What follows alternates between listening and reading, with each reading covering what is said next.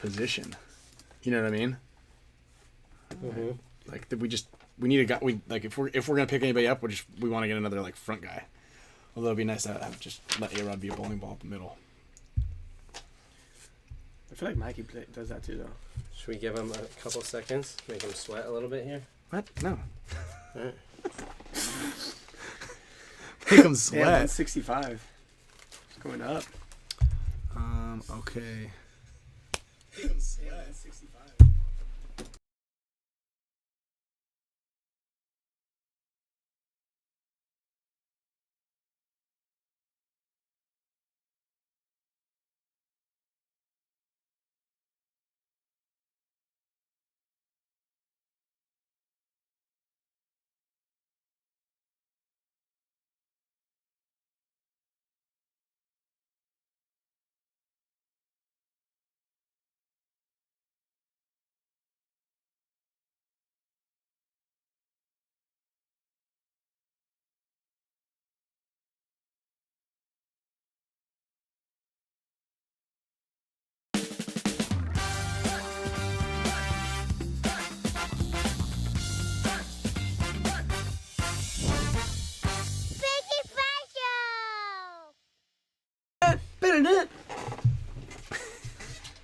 Our resident Mike is hot. We're hot. Everything's live. Kyle is here on time. I know it's 4:01. You see that though? I think Hot Mike in the beginning. He wants to make everybody wait, even when he's on time. Yeah.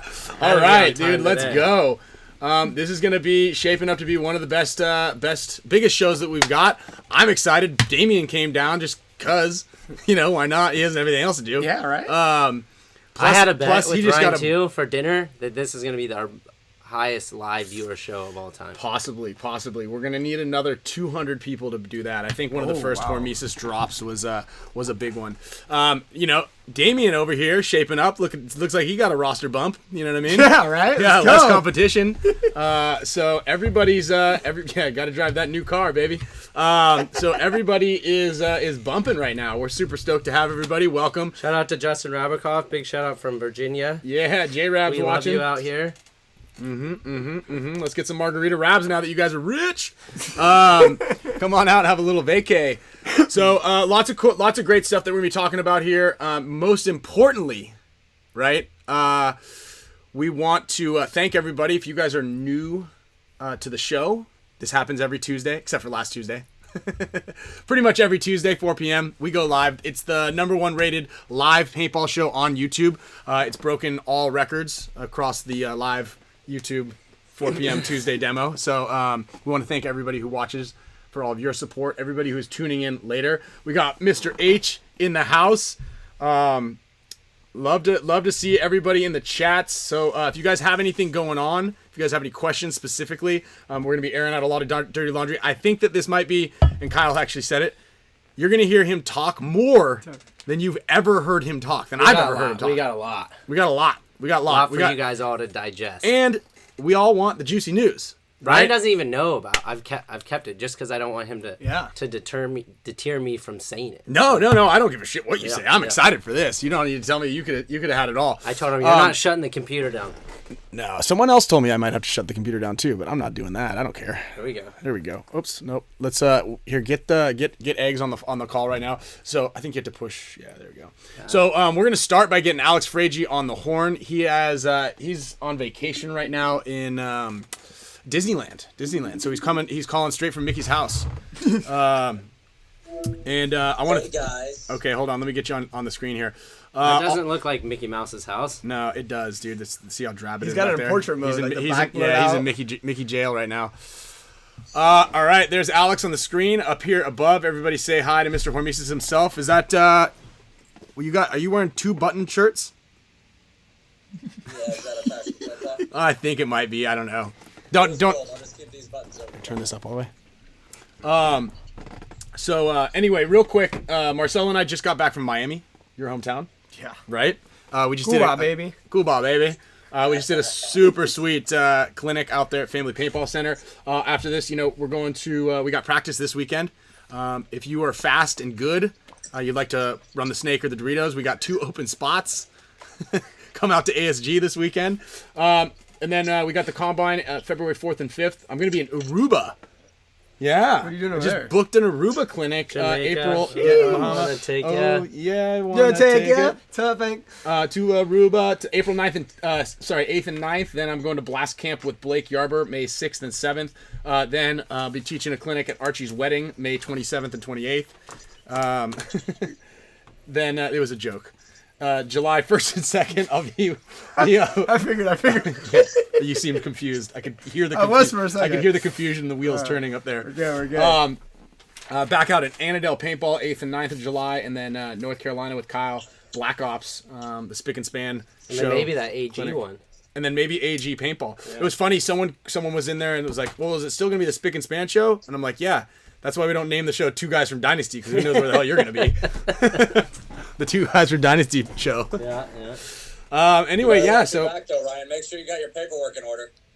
What does that mean? Ooh. It means if something went bad between you two, I don't think he wants you owning the Spick and Span show. No, it's on Ryan Greenspan's YouTube. We don't even have a Spick and Span YouTube. Yeah. I think he's got that all under control. Yeah, I got it under control. Let's go. I'm glad to hear it. Yeah. I made a deal with Ryan a long time ago. He does all the shipping, all the tech work. I just sit down, and then he takes a bigger cut. So it works out well. You spend all your time working other deals instead of working on the show. I did just get another job yesterday too. Real Game of Thrones style movement there, Kyle. Actually, I was if we want to get straight to it, I was trans. With all those phone calls you gave me, 0. I told you the whole time, for 2 weeks that this is going on. Here's what you told me, pal. Let's start with the beginning, at the fall of the Latin Saints. So that all blew up, right? Okay. Those guys went back to Impact. Yeah. J-Lab and Mouse. Yep. And you tried to go back to Impact first too, and they told you no. So then you called No, us I and didn't you said- call. I didn't call Impact. Okay. I have a reliable source. I checked that out, so maybe it's either way. Doesn't Okay, really matter. all right. That's just what I heard from two reliable people, actually. No, they didn't More call than me, that. but I didn't reach No. out to them. Okay, that's not what they said. Either Okay, way, well that's not true. So Either way, you called us and you said, "Hey man, I want to play on Dynasty." We said, asset. He's a great player. He's a really good player, and he I feel like is our boy, and he can help the team. So a lot of the guys agreed with me, but they had a concern, and their main concern was, what's his longevity going to be? Is he going to stick around or whatever? And we said, well, if things go well, then we'll do our best to be able to retain him. And that was the conversation that we had, and you were sympathetic to that more or less and said, yeah, I want to play with you guys. I feel like this is my home, all that stuff. I looked at our text message, and it was all there. So anyway, had a good year. The year came to an end. The team talked, and we said, okay, yeah, let's get Kyle paid up with the rest of the guys on the team. Let's try to keep him. We want him. So we offered you a deal commensurate with Archie, me, Yosh, Ryan, all the top guys that have been tenured guys on the team, Dalton. Obviously, Yeah. that wasn't good enough for you. So instead of doing that, you obviously got offered. I think other teams saw that, you didn't get a lot of playing time, and maybe you were a gettable guy. So the first conversation was Revo. Revo offered you a spot, and you didn't want to go play with them. So you turned it down. First was Diesel. Diesel offered you. correct. Next was Revo. Didn't want to do it.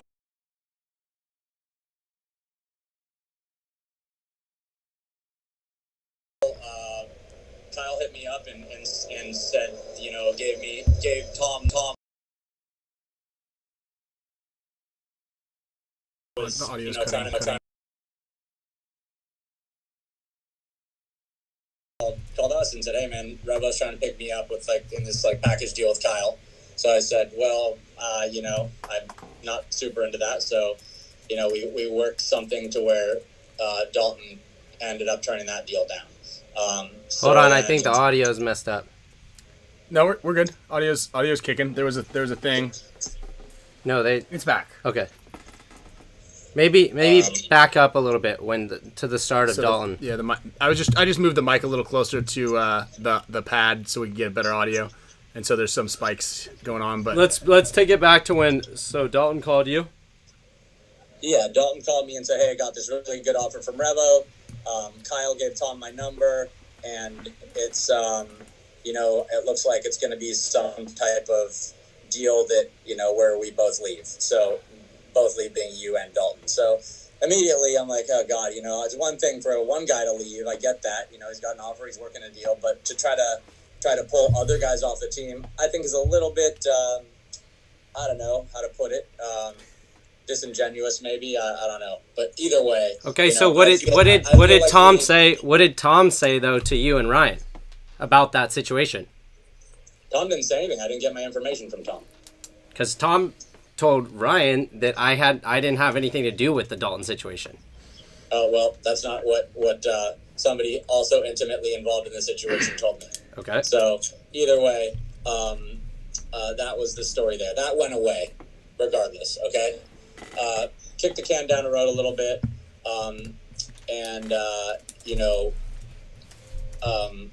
Dalton called me the other day and said, hey, I got this really great offer. It's too good to be true.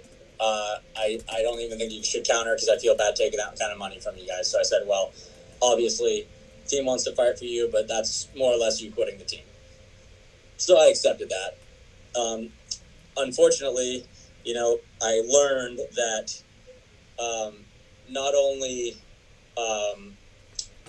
was he leaving, but it was precipitated by this, multiplayer deal where AC Dallas is going to get this big package of guys off of us and Impact, and that's fine, whatever. If they're making offers and trying to get guys to their team, that's one thing. But one of our teammates who I felt like I went out on a limb for to go out and try to pull down our other players. And don't get me wrong, I'm really happy for Dalton that he got paid. I'm happy for you that you got paid. But being as close as we are personally, I feel a little bit uneasy about the situation. Dude, how can you possibly? Can I talk also? Can I talk also? Okay. And there's fool me once proverb, or that saying, and I feel like the zebra's got his stripes, and I feel like a fool for listening to myself and re-picking you back up last year. I know you served the team, and that was all good, and I'm happy about that. But it ended up in us losing Dalton, who I feel like was part from the beginning of our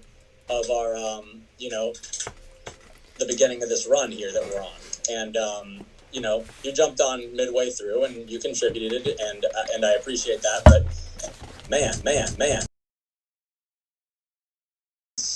the way you guys do your package deal, and ultimately Mouse is the guy there. Like, Mouse is the guy, he's leading the charge, not in the deal making, but in the on-field action and move making. So I know that he's your partner, and you have a desire to be on the same team as him, and I can relate to that, and that's fine. But man, it's just like, at our expense, obviously, it's all good. I'm not that mad about losing you and Dalton, and especially because you got paid, and I like that. But just the matter in which it happened, or the manner in which it happened, Would you say that your mood towards this situation might be elevated or heightened because of the caliber of the player? Like, if it was me and Arturo or me and Damien, do you think that you would be having the same conversation how you are with the situation? I'm not quite sure, but I will say that that Dalton is a top level tier player, and yeah, yes, that hands down. That does hurt our team, right? Sure. I mean, out of one guy, like one of the guys, obviously, other than Archie and Ryan, the guy I don't want to lose is Dalton, or Marcelo is Dalton. So that's from like a team management and performance standpoint. So yeah, I mean, coming into our team and then having a major part to play in gutting out one of our key players, yeah, that's more that's more frustrating than you coming in and taking, a less proven guy like Damien. I mean, no insult to you, Damien, but I think you understand where I'm coming from. I mean, I love you as a person, and I hope you get more involved in the team. This obviously, I think, might be great timing for you to step up and take a major part in on field, and you're ready to go. So hopefully, real life doesn't get in the way for you, but this could be a blessing in disguise for our team and for you. So the other thing I was going to ask is, was I not transparent about every time that I was getting offers in the last 2 to 3 weeks about potential situations? No, you weren't, dude. You said I got an offer. I said, well, Ryan, was I can? And you said, was no, I not? You called me. You said I got an offer. I said, well, take it if you want. You didn't say, oh, I got an offer. Oh, guess what? I'm also gonna try to get Dalton off the team too to come with me. I called. And it's habitual with you. You never move by yourself. Dalton has told you guys that I did not. He was shopping. Dalton didn't even tell me that he went to Heat, which I was also going to talk about, but I'll just throw it out here now. Dalton talked to Heat, and they turned him down. I didn't even have any idea about that. So, for you guys, one, I'm not paying these guys. I come to you guys for advice that I'm going to go maybe make a move. What do you think? I don't really want to take it. I had the same, almost basically the same deal that I got right now. I had it turned down. And dude, he told me that you said you would take less money if they took him too. Yeah, I would. So that right there is just the proof's in the pudding. Listen, you say, oh, I will take less money if you pull off this other guy. Dalton, when I'm talking to him, I'm saying, hey, I got an offer for 45. Actually, I'll just give the whole story. So I'm calling guys asking for advice like you, who I've also called and asked for advice about team moves. Ryan can vouch for me. I've been completely transparent with him about any offers I have. Yes or no? Yeah. So Dalton, who was one of my best friends, I was in his wedding. I call him, ask him for advice, say, hey, do you think that, what do you think about this offer? I really don't want to leave the team, but this is a lot of money here. I'm not doing well with money. This would be great for me. And he said, to be honest, I'm shopping too. I want money. I need money too. And then he's like, do you think that one of those teams would give me at least 50? And I said, maybe. I don't know. I could ask if you want. Yeah, ask. Give them my phone number. So for you guys to be on my ass I'm not paying these guys. Why be mad at someone else? It's almost just bitterness that I'm not mad at you. Yeah. Okay. I'm mad at myself. I already said that. He's disappointed in himself I saw the zebra walking towards me, and I said, "Wow, look at that zebra coming at me." Huh? Maybe you owe me dinner, by the way. Yeah, maybe it doesn't have any stripes on it this time. Either way, I don't know, man. I wish you happy trails, and I mean, I don't think this will have an impact on our friendship at all because I love you and you're my boy. But man, it's just, I think as far as a teammate goes, this could be the end of the road for me, at least on Dynasty. I just, coming in and right.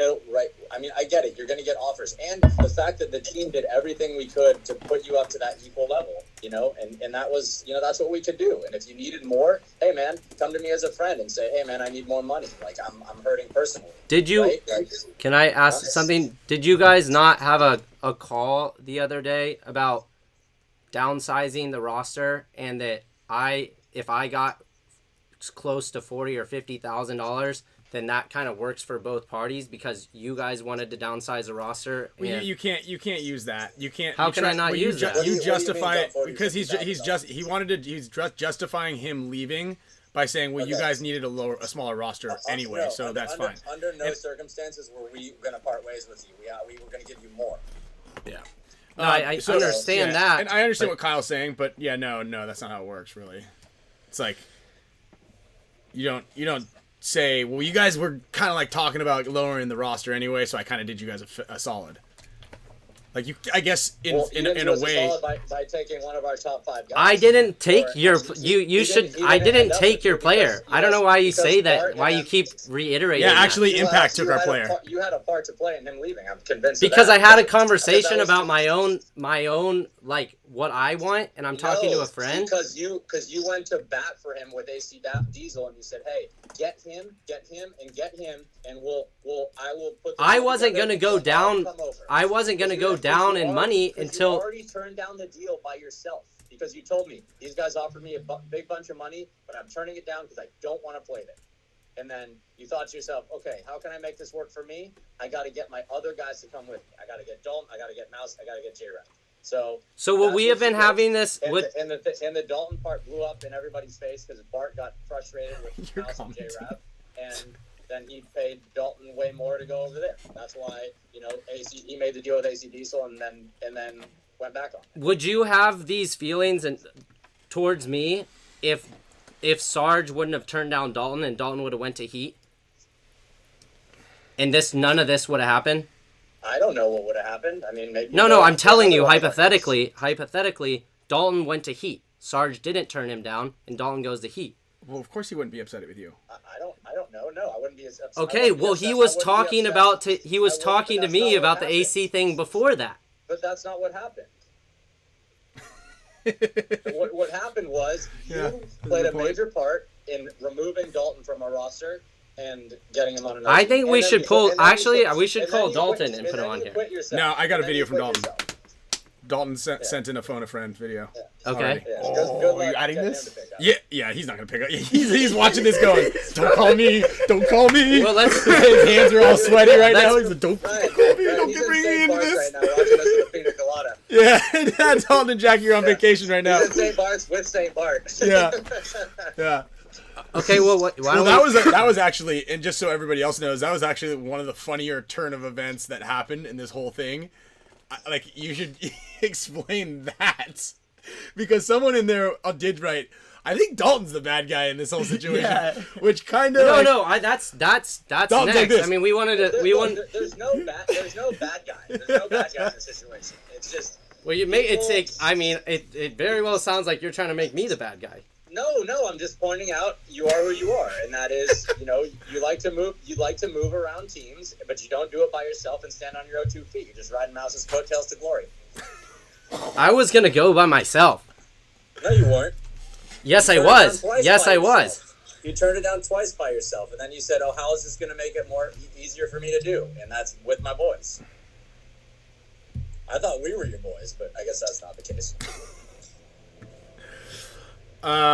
Did I not, when you guys talked about, hey, we're worried about the longevity, maybe 1 or 2 years, we don't want it just to be a 1-year thing, did I not say, well, yeah, I'm happy to do more than one or 2 year deal, but I would like to know what the second year would be? And you said, we don't know what we can offer you the second year, so let's just get this year done with, and then we'll talk about it then. Well, we didn't know, and things ended up going okay for the team, and then we were able to boost you up to a deal commensurate with the rest of the guys.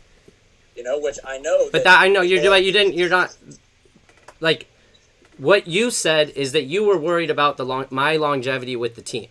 I wasn't, but the other guys were. I thought you would stick around because you said you might, and we did our best to keep you, which is, bumping you up to the same pay structure as the top guys. Hey, so here's a good question people are asking here is, how did Dalton not go with the rest of the guys to Diesel? What happened there? Wasn't it like you got Dalton with Diesel? Yeah, I'll let you guys explain all that later. No, we can jump. We'll jump. People are asking, what I mean? Guys, I'm gonna get to that. That's a whole another deal. Yeah, it's bad. It's nice. But I don't know what You look like Walter. I'm happy to keep discussing this with you. No, I have to go, but I don't think there's much of a discussion. Look, I have my truth, and that's what it is. I got no animus towards you or Dalton.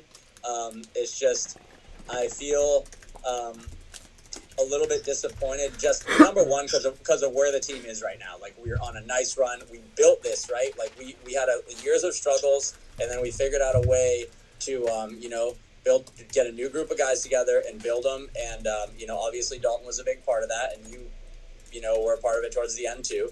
And we're putting this thing together to really give it, a really good last run, especially, in kind of the twilight of mine, Yoshin, and Ryan's career. Right. And it's, I feel like we really did that with intention and, carefully picked our guys like you and Dalton. And, you guys were, in my opinion, the guys that were going to carry the torch. But that's my failure. It has been, historically throughout my career is believing these guys when they come on the team and go, yeah, Dynasty till I die and bleed blue and all this stuff. It's fine. Like, you guys didn't have the start of a career like me and Ryan and Todd Martinez. But it's also easier, Alex. These guys that got in and did it scraped it up with their fingernails and realized that we do this because it's our identity, not because. And you also have a really strong, financially stable situation, which a lot of us don't have. So it's easy for them to make a decision like that. Same thing goes with for someone like Archie. That's why I'm sympathetic, man. Every time a guy like that wanted to quit the team, they say, I got this big offer. We say, man, that's awesome. Like, great. Dalton came back. This happened before with Dalton when he went to Damage. He said, I got this offer from Damage. I said, well, that's way more than the team can pay you. I got the offer from Damage, and I gave it to him. Ryan got it first, and then they gave it to Dalton. And I said, that's way more than we can pay you, but how can we, leverage this to get you paid even more? We don't want you to go, but we want you to get paid because we like you. Like, that's still my stance. And I let off with that, man. I'm stoked you got paid. And actually, that's one of the things we were kind of bummed about Tyler with, is he never brought that to us, because we're like, hey, man, we would have gotten you paid more money. Like, that would have been the cool thing. It's my opinion that Tyler didn't want to be on the team anymore. Correct. That's a different thing. Right? Yeah, we still would have gotten more money. And that's the first thing I ask when somebody comes with something is, hey, man, do you want to be on the team? Like, that's the first question you got to ask yourself. If you want to be on the team, then we'll do whatever we can that's within our power reasonably to keep you on the team. And that's that. And then if we can't meet that, if we can't do enough for you, then fine. All good. And that's exactly what I told to Dalton. And that's exactly what I told to you. But the way in which it happened, where I feel like if people would have just done their own deals and gone, whatever way they were going to go. Dalton was doing his own deals, though, that I didn't even know about. Okay, well, I have sources that are as direct as they could possibly be, and that's not what I learned. So that's okay. I mean, I know what I know, and that's what I'm using to base my opinion on. So, what did Dalton tell you? I mean, I learned that it was... You learned from Dalton? What did Dalton say to you? It was a package deal type situation. Okay. And it was contingent on a whole bunch of things happening. And one of those things was Dalton leaving our team. Did Dalton say to you, I was shopping on my own? I don't know. You're supposed to say, I don't recall. I plead the fifth. Yeah, Because because I don't recall. he did say that. Allegedly. He did say that to you. Yeah. Allegedly, no, he did not say that to me. Yeah, exactly. Thank you. He did say that. He was shopping on his own, but if you guys, I mean, even besides this, what I'm about to fucking blow up, I'm going to have a lot of people mad at me, and it's fine. Let's go. But I'm ready to take the heat here, and I'll take the heat for this, even though Dalton knows that the true story, and I think that you know, because Dalton did tell you guys that he was shopping on his own. The heat thing that I didn't even know about is just an addition to that. But if you guys want to put it on me and be mad at me, like I own a team and I'm stealing guys, then that's fine. If you guys want to find someone to put blame on because you're upset you lost a guy, put it on me. Cool. No, dude, I've lost guys my whole career. Okay. And one thing I've learned is the only person I can blame for that is myself. And another thing, I'm putting the blame on myself.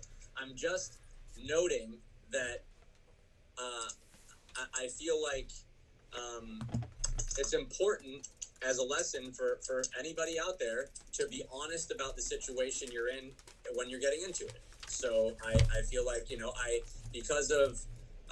Who was more open about the situation, myself or Dalton? Oh, open about it? I don't know. You could both be saying what you want to say. I mean, you guys both know fine. I was getting offers for weeks. I was telling you guys this. Yeah, we just didn't know. We just didn't know that Dalton. I never heard anything about Dalton. What's the best we can do to keep Kyle on the team? We're going to give him the same amount everybody else gets paid. And that's not good enough for you? Fine. I understand that because it isn't as much as the other offers. I get that. You know, I can, that's all we can do. I can live with that. Right. And, you know, we'll fight for you as much as we can.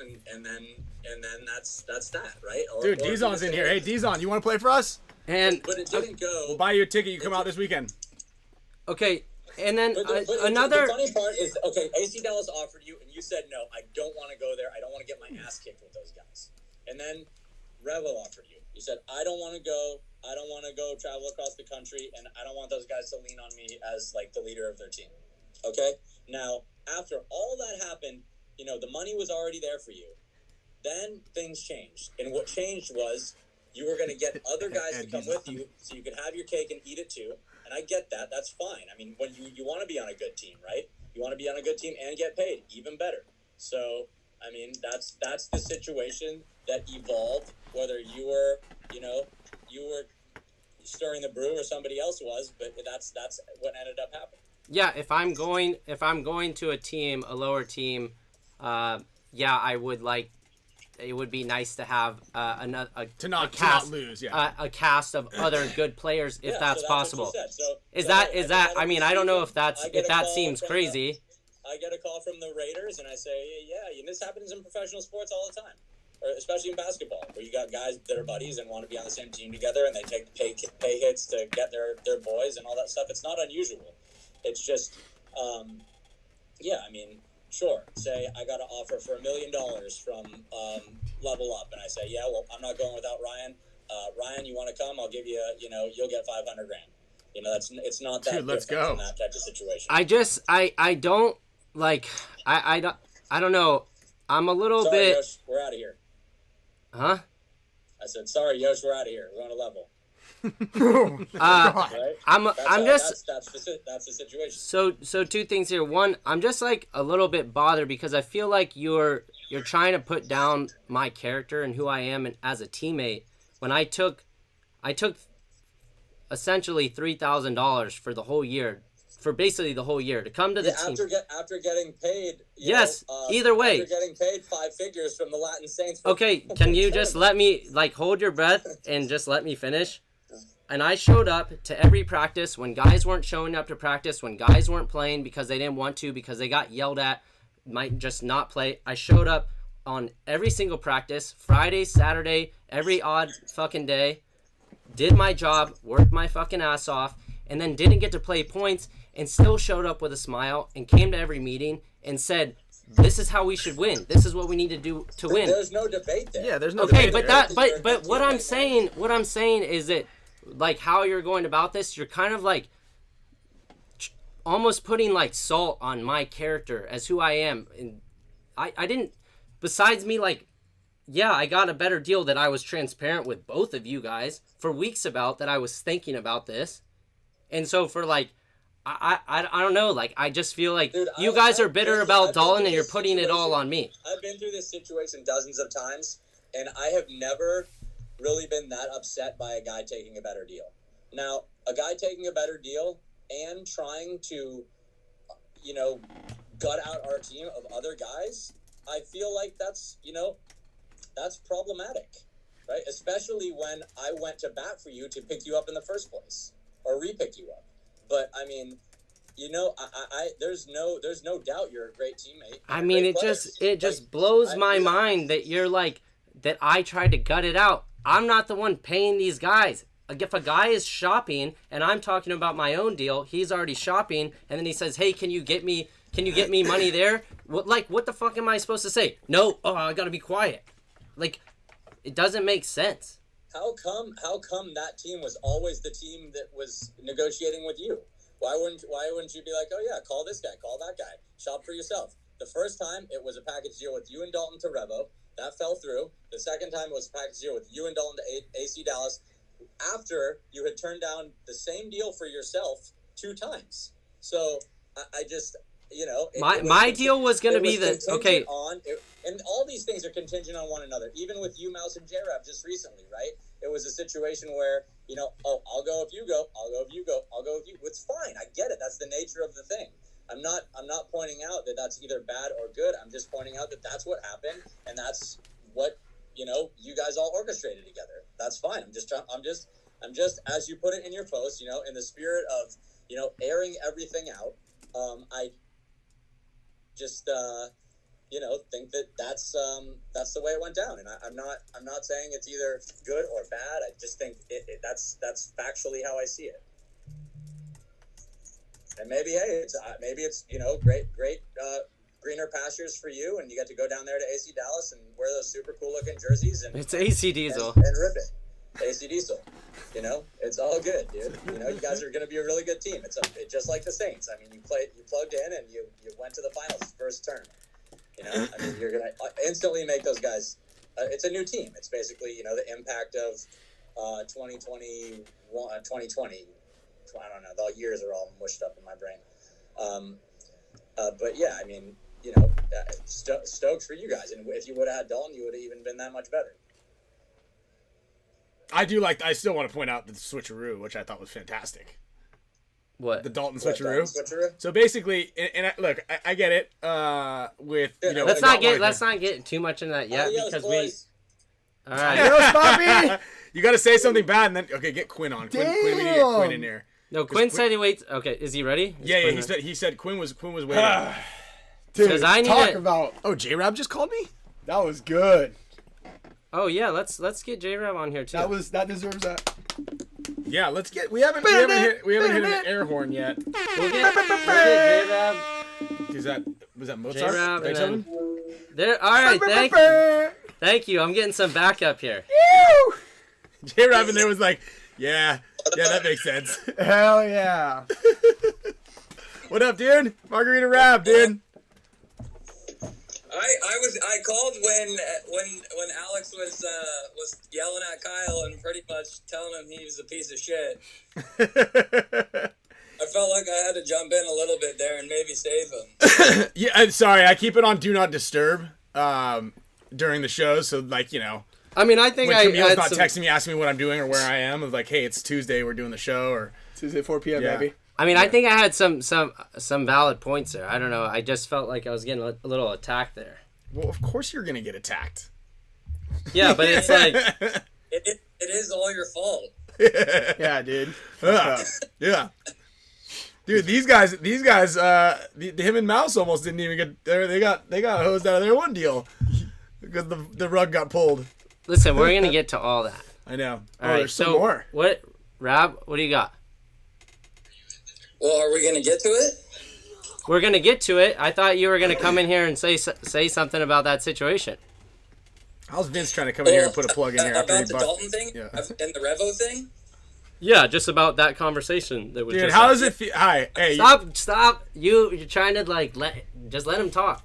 I think the biggest thing is I don't know the transparency that you had with your team. Did Ryan? You can attest. Yeah. He told me. It is from Dalton's point of view is that he was trying to get a deal from Revo first. That happened before even Kyle even jumped in. Yeah, that I can't corroborate. I don't know the timeline.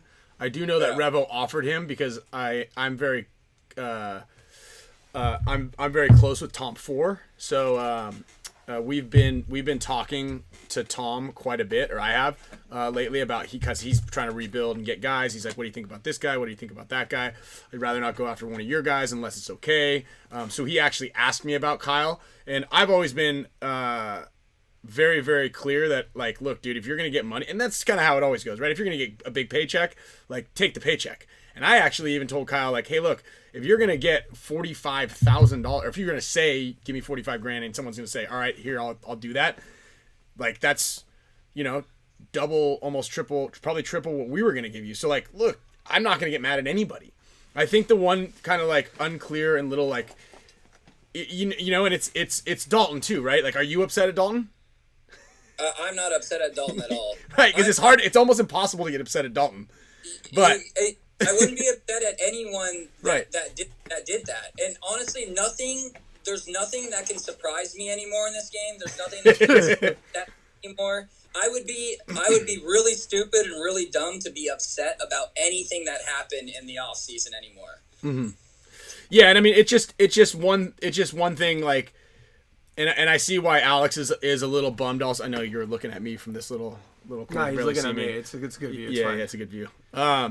You know, it's something that if you're not prepared, or you're unknowingly that, like, two guys are leaving. You know, this is the same thing that I had problems with last year on the Latin Saints kind of thing coming through. It's like, look, you lose one guy, it's one thing, and when that one guy, Kyle, is transparent about him saying, hey, look, this is the deal, but when you're like, this is what's gonna happen, I'm gonna take it, but you never say, like, oh, I'm taking Dalton also. Like, that's where the line, I believe, is where people get a little bit more upset or don't support the move as much, right? So it's kind of like one guy gets an offer and you're clear on that, but then you're bringing someone else along for the ride out of the same till. Like, if you go over there and grab J-Rab and Mouse, we're like, all right, sweet, that's good for you. You got paid. Doesn't hurt us. I understand. More so was just like trying to attack my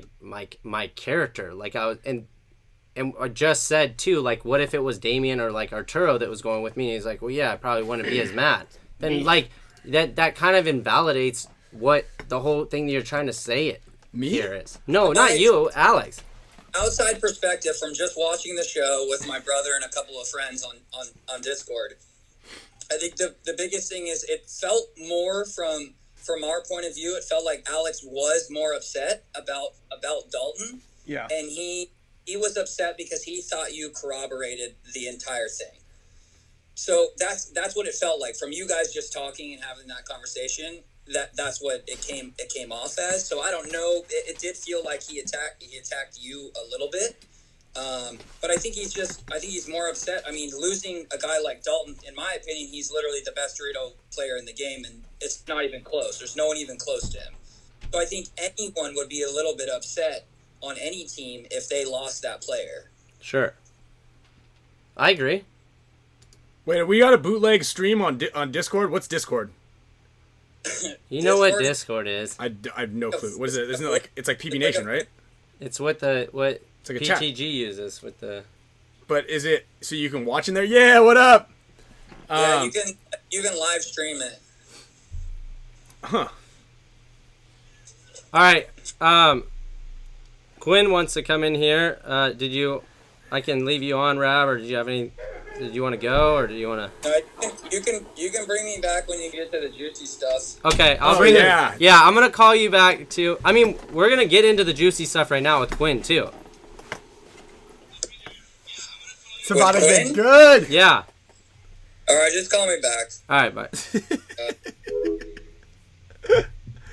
Stop moving that thing. I don't want the. It doesn't show the phone numbers, I guess. All right. Quinn. FaceTime. There we go. All right, so I hope you guys are all enjoying. Yeah, and I don't even know. I honestly have no clue what Discord is, to be honest. I've never used. I hear you guys talking about it. I didn't know you could it could be. I thought we were doing this on YouTube. What do you mean? This is YouTube. I know, but they said you're watching it on Discord. That doesn't make any That sense. must- Oh, because they're watching on YouTube. We had 1,000. We had over 1,000 viewers. Hit those like button too. And here's another thing, guys, who are just here. Everybody who's a member of the channel, if you're a show supporter on the channel, we're gonna be giving away some big stuff. We got a bunch of stuff here. Dude, this show is spicy. We're not even at the good stuff yet. I've got right behind Kyle are his goggles that JT just sent us, No, we're at but in his 10%. small pants. So we probably don't. He doesn't need those things anymore. So we're gonna give those away today on the show to Mega members. And we got your thing is paused, Quinn. Oh, my bad. Hold up. there he is. What up? Yeah, what up? All right, what are your initial thoughts on that conversation before we get into the good Bro, stuff? why are you getting so fucking attacked? Telling me. It's really bad that motherfuckers are trying to get paid right now? It's like I feel like I'm a team owner. Like I stole the guys. I mean, at the end of the day, you're not signing the fucking checks. Like, you gotta do what you gotta do, right? I think they call that conspirators. Or no, wait, what do you call? Yeah. Bro, if anyone is conspiring right now and all this shit, it is not players. Like, for sure. We're going to get What into are you that. talking about? Yeah. No, we're going to get into Of course that. the players do. The fucking collusion existing right now among, like, team owners is absurd. Collusion, that's what it is. Collusion. Like, I've never seen it to this level. Obviously, it's always been an element of the pro game, but Wait, it's so like, yeah, what else is going down here? Okay, should we... I mean, Kyle, I think you should just jump in and I'll kind of comment through with you, but... Yeah. Dude, Okay, fire all off. right. We'll fire off here. Show him the war notes. You already showed him, but like It's show on the graphing paper. It's nice. Yeah, it's a nice I piece mean, of paper. No, it's nice. I have a diagram with like diagram arrows of how and- everything went down, and then 2 pages of notes here. I think Saturday I probably was on the phone for 10 hours, like 500 text messages, 100 phone calls. It was pretty wild. Yeah, there was a lot here. I would like to I would like to start here too.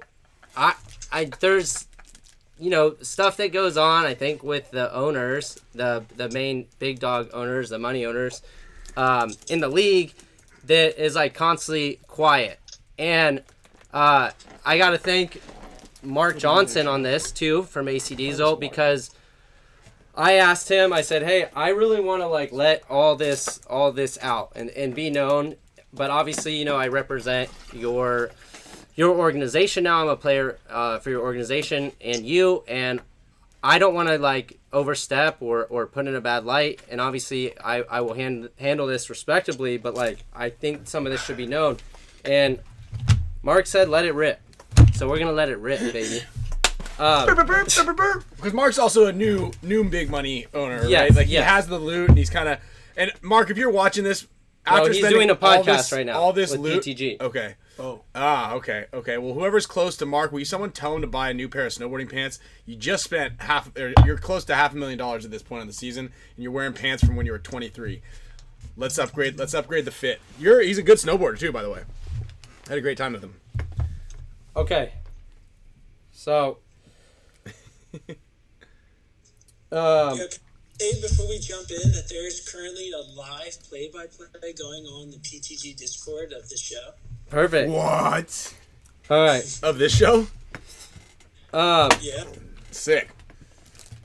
So, I think with a lot of the stuff that I'm about to say, there's a high likelihood that I'm going to piss a lot of people off and owners. Yeah. And there's a good chance that I probably will not be able to go to many of these big teams after this. Light the way, brother. But I think this needs to get aired out, and for the players in the community and the future pro players, just to kind of understand what kind of goes on behind the scenes. And this has been going on for a while.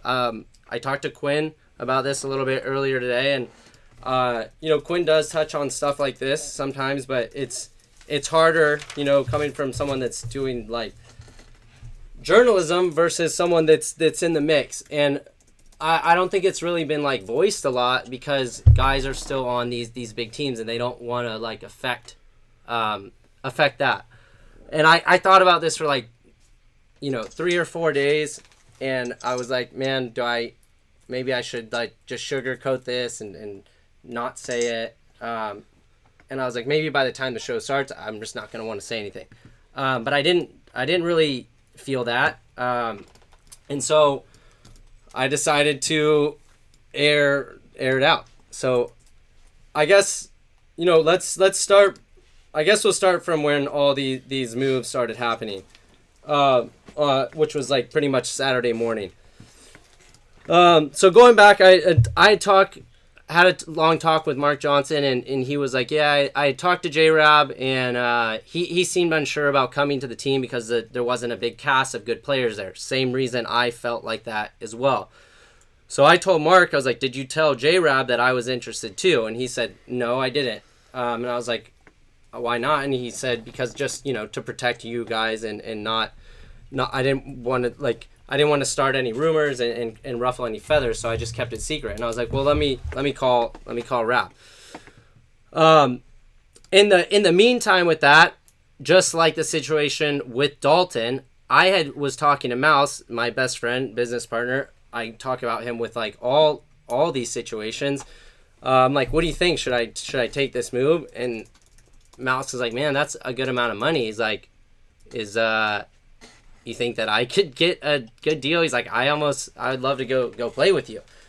And then, so I was like, let me go talk to Mark. And Mark's plan for this whole situation was like a 3-year plan where he might get 1 or 2 really good elite guys this year, which would bring other guys. Cause we obviously all know that, you know, just by throwing out money might not bring guys. That's why it causes the hesitancy with J-Rab, the hesitancy with me.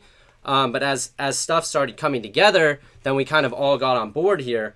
And, you know, I want to be like kind of careful with how I talk about, you know, and maybe J-Rab, is your phone on silent too? So like if J-Rab decides to call, or is it? Dude, what are we talking about right now? Are we gonna hit it or what? We're hitting it. Ramp it up, man. You need to talk some more? No. I told you I'm gonna. This needs to be heard. Let it happen. I'll monitor whether J-Rab calls or not. All right. Yeah, let's just go. Come on. Stop beating around the bush. Well, I'm not beating around the bush. I'm telling the whole story. All right, let's If go. you guys like feel like I'm taking too long, yeah, people are saying quit interrupting, Ryan. So look. Sorry, I could like. He said, "Get just to the I point." could jump all this up. Bush Okay. Peter. So, to my understanding, there was some situation with Mouse where there was agreement made about money, and it was agreed, you know, both by Bart and Dave, and on one side it wasn't fulfilled. And I'm not gonna like elaborate too much on this because that's, you know, I wasn't there, and it was obviously between Mouse, Dave, and Bart. But there was something there that didn't align up with, on Mouse's side, of what management had said, which kind of made him upset. And I don't really know exactly on J-Rab's side, but I think that there was also something, but I don't know if it was like related to playing and coaching and the way that it was being handled out with, like, you know, changing the way that they were playing, their strategy, which obviously, you know, Impact didn't have the best turnout at World Cup, and I think that there was probably, you know, not a change in strategy or whatnot. I don't know. So anyways, so J-Rab and Mouse are like, we're on board. We talk to Mark. We all get to a place that's comfortable, and I say that I will take 10 grand less because Mark gave us a budget, and everyone was like, that's kind of low.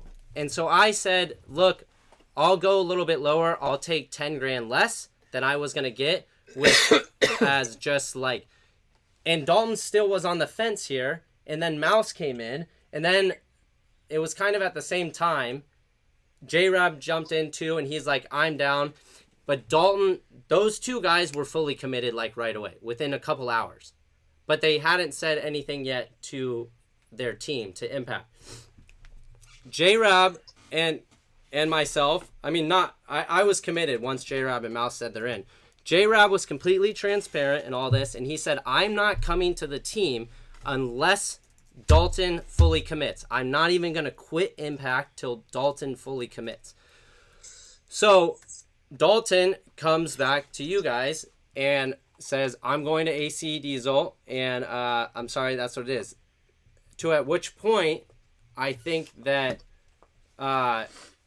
you guys came back with around 30 grand. We didn't talk to Dalton at all. Dalton just said, I got an offer. I'm not Dalton talked to Alex. Maybe he didn't talk to you. But he didn't ask for any money. He just said, I'm going to Diesel. I'm not going to even ask you guys for any I think more there money. was initial. It was the Revo one. After you guys decided to go to Revo is when he called, and then We didn't ever decide to go to Revo. Oh well, Dalton said he was going to. At what, like weeks ago? Yeah, well, this week. But are you talking about like a week before this? No, last week. Like, I don't know. It was whenever you guys were This talking about this a deal. situation we're talking about is Saturday, like I know. 2 days ago. So he never asked us for more money. He just said, I feel uncomfortable asking you for more money. I'm just gonna Because what take I this heard deal. from on Dalton's side is that there was already like a $20,000 increase on the table. That was from the Revo deal. That was presented to us a week prior. I wish we could get Dalton on here, but maybe I don't know if he would video. even want. All right. Anyways, so that being said, we have we're there. Me, Rab, Mouse. Dalton says that. He says, "Look, I don't want to hear it anymore." I saw that message. Dalton talked about it, and he said, "I'm not taking the deal to you guys." And he said, "I just don't want the stress anymore." Yeah. And then so J-Rob and Mouse go to Impact and then quit. Kind of blindside. Phone hitting the table. And then just to like give some light to all this too, we all are like really close knit friends. I was in Dalton's wedding. J-Rob, I talked to J-Rob almost every day. He came here and stayed with us. And Mouse obviously is probably my best friend right now. We're in business together. So we thought this was a cool experience to not be on a top level team and come help one of these underdog teams that is close to the bottom of the league and try to do something big for the players, show, and then obviously get financially compensated in a really great spot and get to all play together. So we kind of did this as like a friendship bond, which is funny how Dalton took a turn for this. But anyways, I'll get to that. So as soon as Dalton committed, J-Rob and Mouse went to Impact. They said we're done. To my knowledge, I don't know if this is for sure, but Impact didn't even try to counter at all. I know Mouse for sure took a pay cut for this. He was going to get...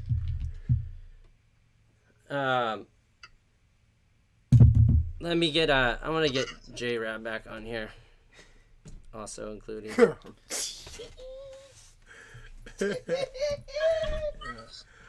We'll get a Cliff Note wrap up at the end there. What do you mean? Quinn, do you have anything to an intermission add while he's typing around on here? I mean, while we're waiting for his story to continue, I think it's wild how much money is still on the table right now for other players Yeah. in the market. Yeah, there's probably I mean, a war room somewhere. Obviously, everybody talks between everything, but I mean, I've heard some league-breaking offers for Marcelo already have been put on the table from teams. I've been hearing some rumors of that too. Rab, I didn't want to talk too much for you, so. Your fucking story up. Okay, that's why I got you on here. Sorry, I didn't know if you texted me or not, Rab. I didn't see anything. So, okay, all right. Let me bring it back. I originally talked to Mark John around Thanksgiving time, like right before time, and he asked me to come in and help him Turn it up. build.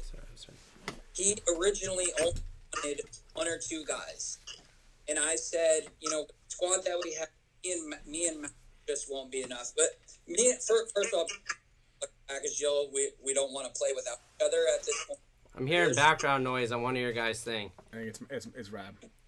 Is it me? Discord. Yeah, Discord. Yeah, it's your Discord. I think it's your Discord player. Maybe turn your Discord Wi-Fi off player. on your phone Yeah. or something. Take Because you keep the skipping. CD out. Okay, is it working better now? Yes. No, so there's resonation. All right. So yeah, back to things with Mark. I told no, I'm getting feedback from someone else. Okay, it's Quinn. Come on, Quinn. My feedback. I think your Discord player is skipping. It's not my Discord. Yo, turn your phone. It's because your phone's like bouncing off. These guys act like they never used a phone before. It's like talking to my mom on I'll just FaceTime. hold it. That should be better. Yeah, there you go. There you go. We always. It was just Put it- bouncing. It wouldn't be a Spick and Span show without Put it really technical close to your difficulties. ear or your forehead, like we're talking to one of our mothers or grandmothers on the phone. All right. There we go. Little rap. Okay, so with Mark, and I told them that me and Mouse, I wasn't comfortable with just me and Mouse going over there. This was in the middle of November. And I told him, I was like, look, it's just not going to work for us. A couple of guys, if of the budget, he didn't want to do it this year, but one or two guys in the next year, and it just wasn't okay with me. Then Kyle then called me about it and was like, hey, he kind of changed his mind, something about he wants to put together more people and blah, blah. And that's when everything started to just snowball. Transparent with Mark. I was very transparent with the rest of the guys. I said that no matter what, and because I know Dalton, I know fucking Dalton. I said that when Dalton signs first, then I will commit. But I will not join unless everybody is going to be on the same page and we all go together. I won't do it. Then, so Dalton signs first. He already had made the commitment. Everything was already done. They did the release. They put it on their Instagram. Dude, Let's Talk Paintball ran the story. Dude, he was on it. He went full on. And then Impact goes and offers him, whatever amount of money they offered him. It was a pretty big contract. I won't spill Dalton's stuff, but once that was done, I kind of went into my own, was like, well, I guess I'm not doing this either, because I said that prior, and I was transparent with Mark about that, and I was like, look, Dalton's not coming. I don't think I'm going to come either. And that's when I started shopping around, looking for other teams too. But that's how that all started. But hold on, we got to back up a little bit here. Thing here that I was going to talk about is that not only did Impact just offer Dalton a very large sum of money, but Mark matched it. Mark said, you know what, Dalton, we already had a lot of money, but I will match it. Let's make this happen. Dalton said, all right, tight. Called back Dave and said, hey, they match it. I'm going to stay there. To which point Impact raised it up to an astronomical number that he couldn't refuse. And then they secured him. We like to touch on maybe like why we think that happened. Was that they needed that player, or was it out of maybe anger and spite? Oh, I mean, it was for sure out of spite. The biggest thing is they didn't want us playing together at all. A lot of people didn't, and that was one thing I was going to touch on. There's a lot of teams that didn't want us to play together. They did not want to see all four of us together for whatever reasons that they had, personal or what have you. They didn't want to see us on the other side of the field against them. Whatever it was. Dude, they don't want it to happen because it fucks the dynamics of like the powers within the franchises, right? Like you have 2 or 3 franchises that can essentially control the pool of players through, basically just sheer brute force contracts. And like for someone like Mark Johnson to just come out of fucking left field and start putting tons of money in, that like fucks this dynamic up a lot. When it's scary, it's scary to them. Yeah, because you can't do, like, Mark doesn't care right now. He's just going to spend the money, and it kind of, I guess it's scarier than what happened with the Saints last year because that was like an unknown guy, right? But Mark's been in the game for fucking 25 years. Like, he's not going anywhere, and if he's suddenly willing to spend, this kind of screws up this dynamic we've always had of just, hey, if you're a good player, you can go get paid big on 2 or 3 teams, and no one else can even touch it because the money is just, absurd. But now that he comes in, it's just like, that's why this is getting fucked, and I think there's so much spite going around with all of this because now it's just basically everyone working together to try to make sure no one comes out of this better off outside of like the kind of hierarchy that exists. Well, yeah, of course. It's all strategic whether you're playing it on the side or the front. Like if we had an opportunity to break up, J-Rab and Mouse, which is kind of something that we were interested in doing as well. Like ideally, like if we didn't have 4 guys on the team that are also J-Rab caliber and like play the exact same spot, then we would have gone after both of you. Like I said that to everybody, like we didn't need all the guys that were kind of like still floating around. Cause like, obviously, J-Rab knows, like you said, you were uncertain of the squad at that point, losing Dalton. And you're like, well, like is there anybody else that will take Mouse and I. So I mean, and I want to give a hats off to both you and Mouse. First of all, I think I said this to Kyle last night, but like, I know that the package deal was a really big thing for you guys, and I know that Mouse got a lot of individual offers, but he did stick it out because he didn't to make sure that you and him were playing together rather than him taking a better deal. But it was also really expensive to get two of you guys. Yeah. But you know, it was very admirable for him on his standpoint, because I know that he got a bunch of individual offers. Again, that's a big bold move on his part. I think the biggest thing that we both have an understanding of for each other, that we believe that us two on any line, no matter who's there, we believe that we can make it a championship team. And I think that we have that understanding of, we want to win together, and we played together for a long time, and we've had a great relationship over the years. And it's good that all of this other stuff just didn't get in the way. You know, it actually shows that, you know, there is, at the end of the day, some amount of loyalty in paintball, whether a lot of people may not admit it or not, that there is. You can rely on some people in the sport to have your back at one point or another, when some people may say that they do, when in reality they don't give two fucks about you. Yeah. Mm-hmm. I'd like to also backtrack a little bit here too, because I didn't say it at the beginning, just jumping right into it. With, I think, a lot of how the big owners work in this, and I think that's mainly Impact and Heat here, is that there has kind of been like a bridge of communication, of control on what the cap should be for players. And it's like, well, let's maybe don't take a guy for this much, because then that means I have to take a guy for this much. And so it's kind of like held down. And I would say, like, I don't know, every once in a while you see a guy eclipse that like 50 to 70 range, but it's typically under like 40, and 40 or 30 is kind of like max contract, and then the rest of the guys is like a little bit under that. And I'm talking about for the top, like, let's just say the top 30 players in the league. That's kind of where it is. And I feel, you know, and then there's also, out of those two main systems, there's these branched off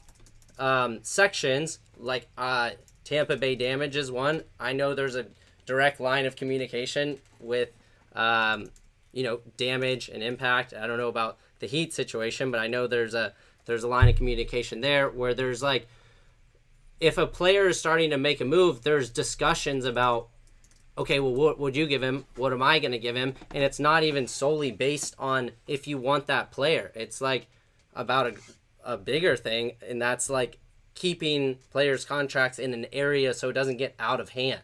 And so for me, in this whole situation, you know, and Mark comes up, I think it spooks everyone a little bit. And obviously, you know, Dynasty is an anomaly, because they're not, like, everyone knows, like, you guys aren't giving out a lot, and that's not why players come to play on the team. But obviously you guys, you do have some. They come to boost their value, so they get some contract. Damien's gonna be one of the highest paid players in the league in a year or two. Well, that you heard it here, allegedly. I mean, we're gonna get to that too. The best thing that came out of this is that, and I have a great example here that I want to talk about too, is that players like Damien or some of the other guys on Impact all get boosted up. Everyone gets more money here, because when a player gets like a massive amount of money like that on a team that already has elite guys that are barely getting a quarter of one of these like max contracts, then they're like, well, I've been loyal for 9 years and I've been grinding. I'm good. I'm elite. Why am I getting 25% of what you just gave this guy just because of like some spiteful situation, and you guys want to prove a point here? Like what? Like Dalton coming to Impact. So, are you saying what I'm talking about? Okay, so I'll jump in that. I'm gonna skip that. We were just at 4 bullet points out of 12 that I have here. We'll come back to 5. Someone might have to take a nap. Who, you? No, you only got into 4 points. Yeah, this is. Fire off, man. I'm trying to fire off. We can stop. I'll go live on my Instagram, and you guys can all come over there if we're like want to get off here. Okay, so when Dalton left, we were talking about, man, we should get another player here. Specifically, maybe a Dorito guy or like a 2 that can play a 1. So we brought up Brandon Cornell, and I was at the field and talked to. Okay. I could just stop. Yeah. No, the people want to hear it, man. That's what everybody's here. We got 1,100 people here. Everybody's supporting it. Everybody's stoked. This is like, I don't know why you're saying get to it. This is I didn't say it. Someone no, texted I know. me. I'm not talking. saying Why are you getting defensive? I'm not talking to you. I'm talking to you guys. I'm giving you all the juice. There's a lot of layers here.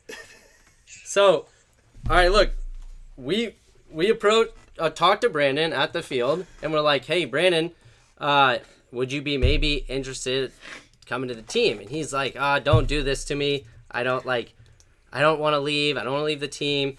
And so we're like, all right, well, what's your number? What's your number? He's like, I don't know. Don't tell me. Don't tell me.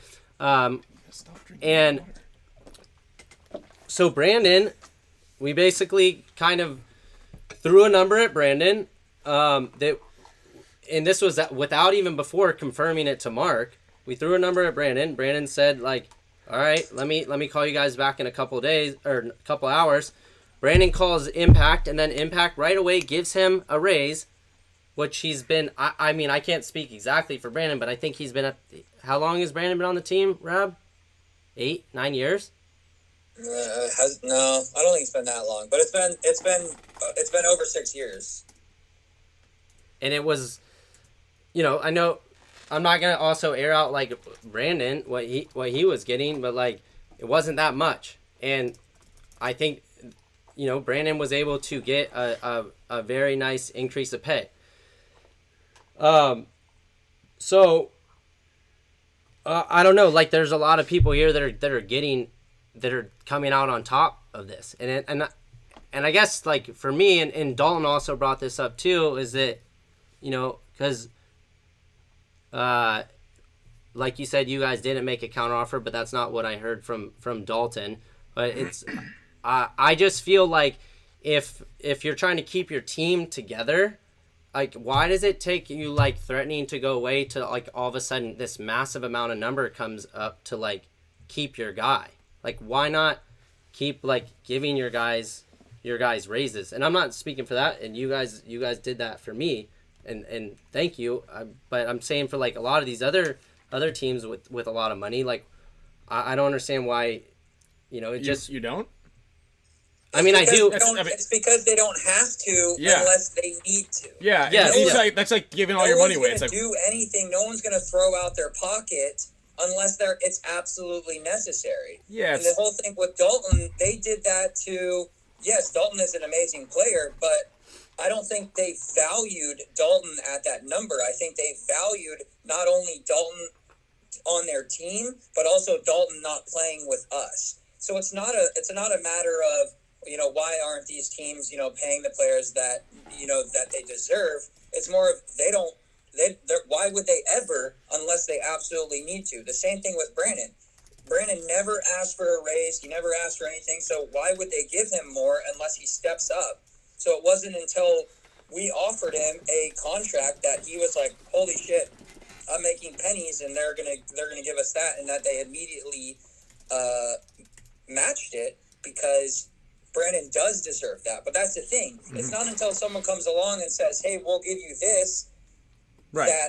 that Impact or any team damage, what have you, that a caliber of Brandon Cornell, that they go, he is worth that, and we need to keep him, so we have to give him this money, or we're going to lose them. And Impact can't afford to lose Brandon Cornell as well. Yeah, and look, it's not like a selfish or a greed thing. It's you start with a budget and you live within that budget, and it's like if rent were to go up a couple $100, you're like, well, shit, I gotta somehow come up with another couple $100. You're gonna make it happen, right? And in a time of need, you're gonna go into the pockets. Now, can a Bart or a Randy, I don't know exactly what their finances are, but, you know, can they give each guy on their team $1 million?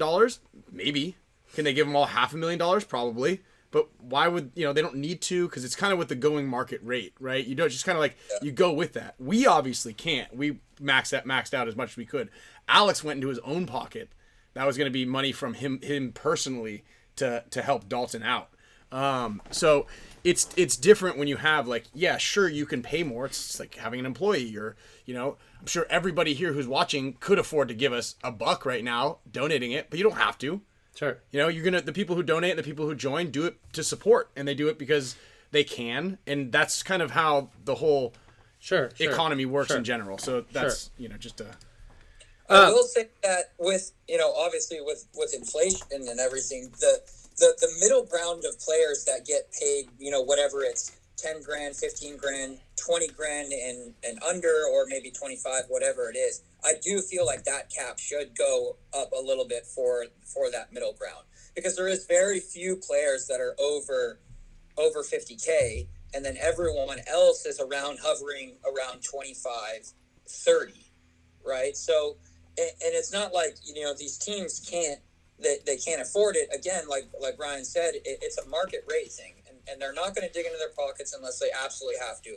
And when their team is threatened, or when their players are threatened and they feel like they're losing ground, that's when they feel like they have to start reaching into the pocket. And until that happens, until something like this happens where it mixes it up, Latin Saints last year, AC Diesel this year, where a team who's been around for a long time, where they start deciding that they want to bring in players, nothing is going to ever change unless another big money man comes in. That's why it's great that Tom Forrest with Revo as well. He's trying to make some moves and pick up some different guys.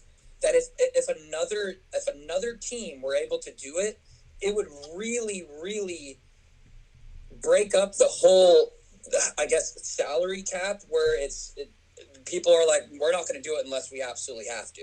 And that's going to take another guy coming in and literally breaking ground and trying to mix everything up.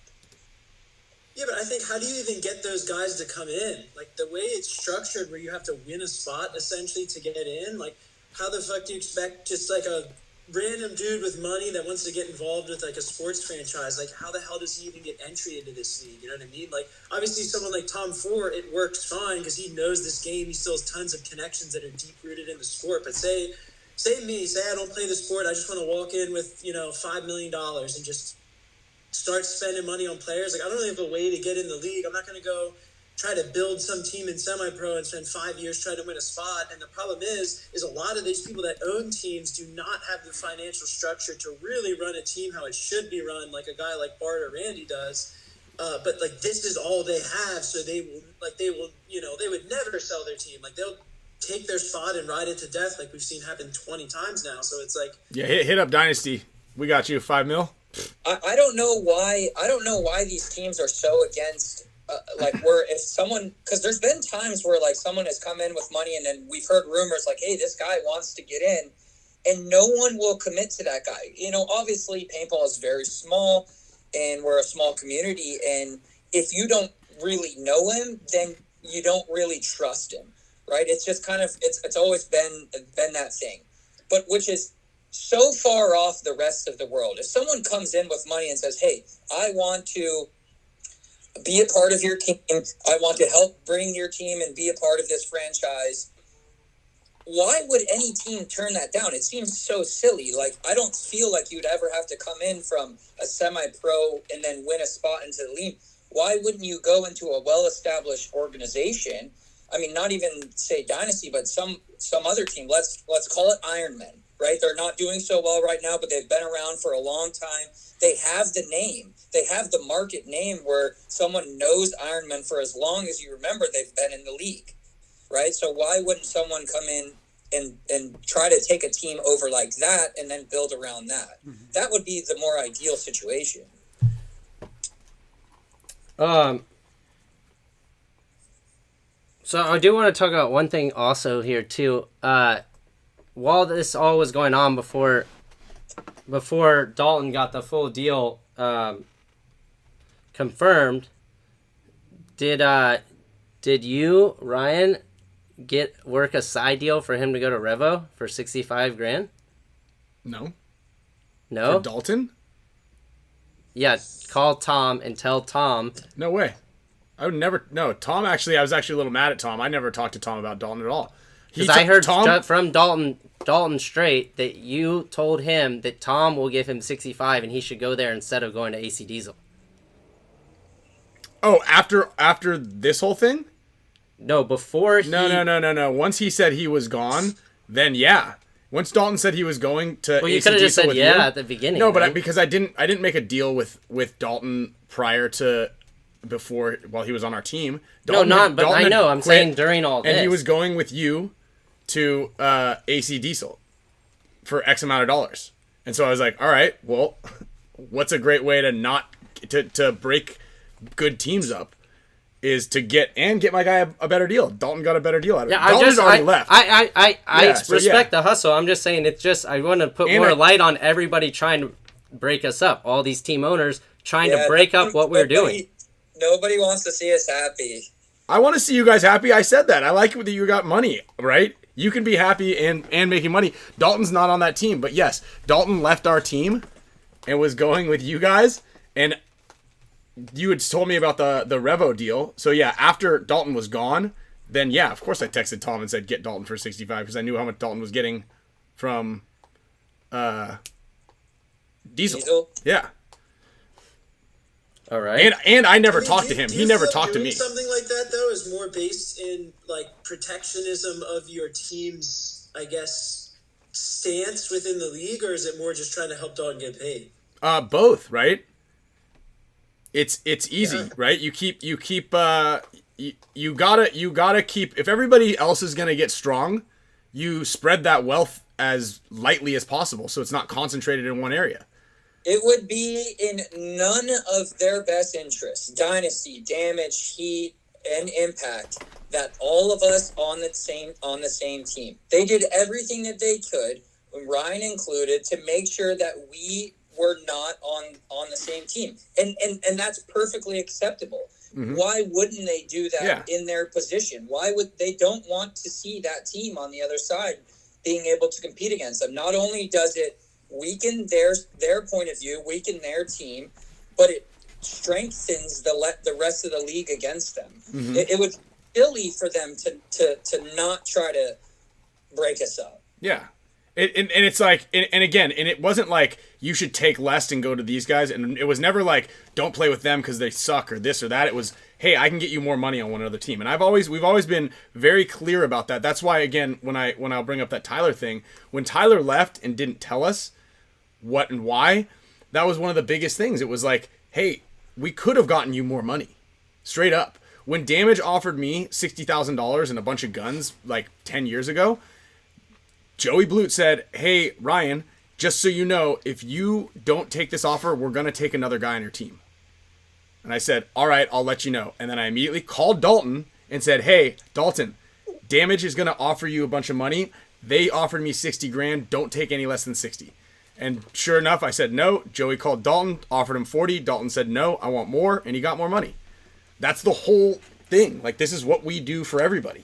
I know. I wasn't doubting. I just wanted to get confirmation that happened. Yeah, of course. Okay. I'm broke. Yeah. So, just want you guys to know. 60 grand. Yeah. Can you clarify the Alex Goldman timeline of all this? What do you mean? Just in general, of how his offer flow went. So, I'm not sure what. So I think, I don't know. I did already touch on this. I don't know exactly the details of what happened with Impact, but it sounded like he was a little bit bothered by how like some negotiations worked there. But I know that Mouse was going to take a pay cut to come to AC Diesel. While this was all going on, J-Rab was kind of like, I'm out. And then Tampa Bay Damage came to Rab and said, we'll do a package deal for you and Mouse. At what point Mouse said, no, I don't want to go play for Damage. To my knowledge, I'm going to stick it out. Kyle and I will figure something out. Rab, if you want to go do that, cool. Obviously that didn't come to fruition. Then the next big one was Dynasty offering Mouse up until even last night after the contract was signed. But I don't know if that that kind of gives you. I know that Mouse was. I don't know if Mouse directly talked to Revo, but Revo was on the table. I think Infamous. I talked to Revo on our behalf. They sent us over even a contract to look at. I discussed it with Mouse, and it was okay. Like, the contract was good. It was what we wanted, but not exactly. So it just wasn't. It was something that we talked about. It just wasn't what we wanted to do in the end. Does that help what you were talking about, Quinn? Yeah, for sure. I mean, I did hear the rumblings too about Impact coming back into Oh yes, actually, yeah. I forgot about that. I forgot about that. That came to light yesterday. So, to my knowledge, and I don't know, J-Rab can touch on this. Impact was extremely upset with Rab and Mouse, and had some choice words to say about them to them, and then also to a lot of other players. About I don't know, worse than what Alex just kind of gave to me, and to the point of you'll never come back, blah blah blah, extremely pissed off. And then again, out of a spite thing, Impact yesterday comes in.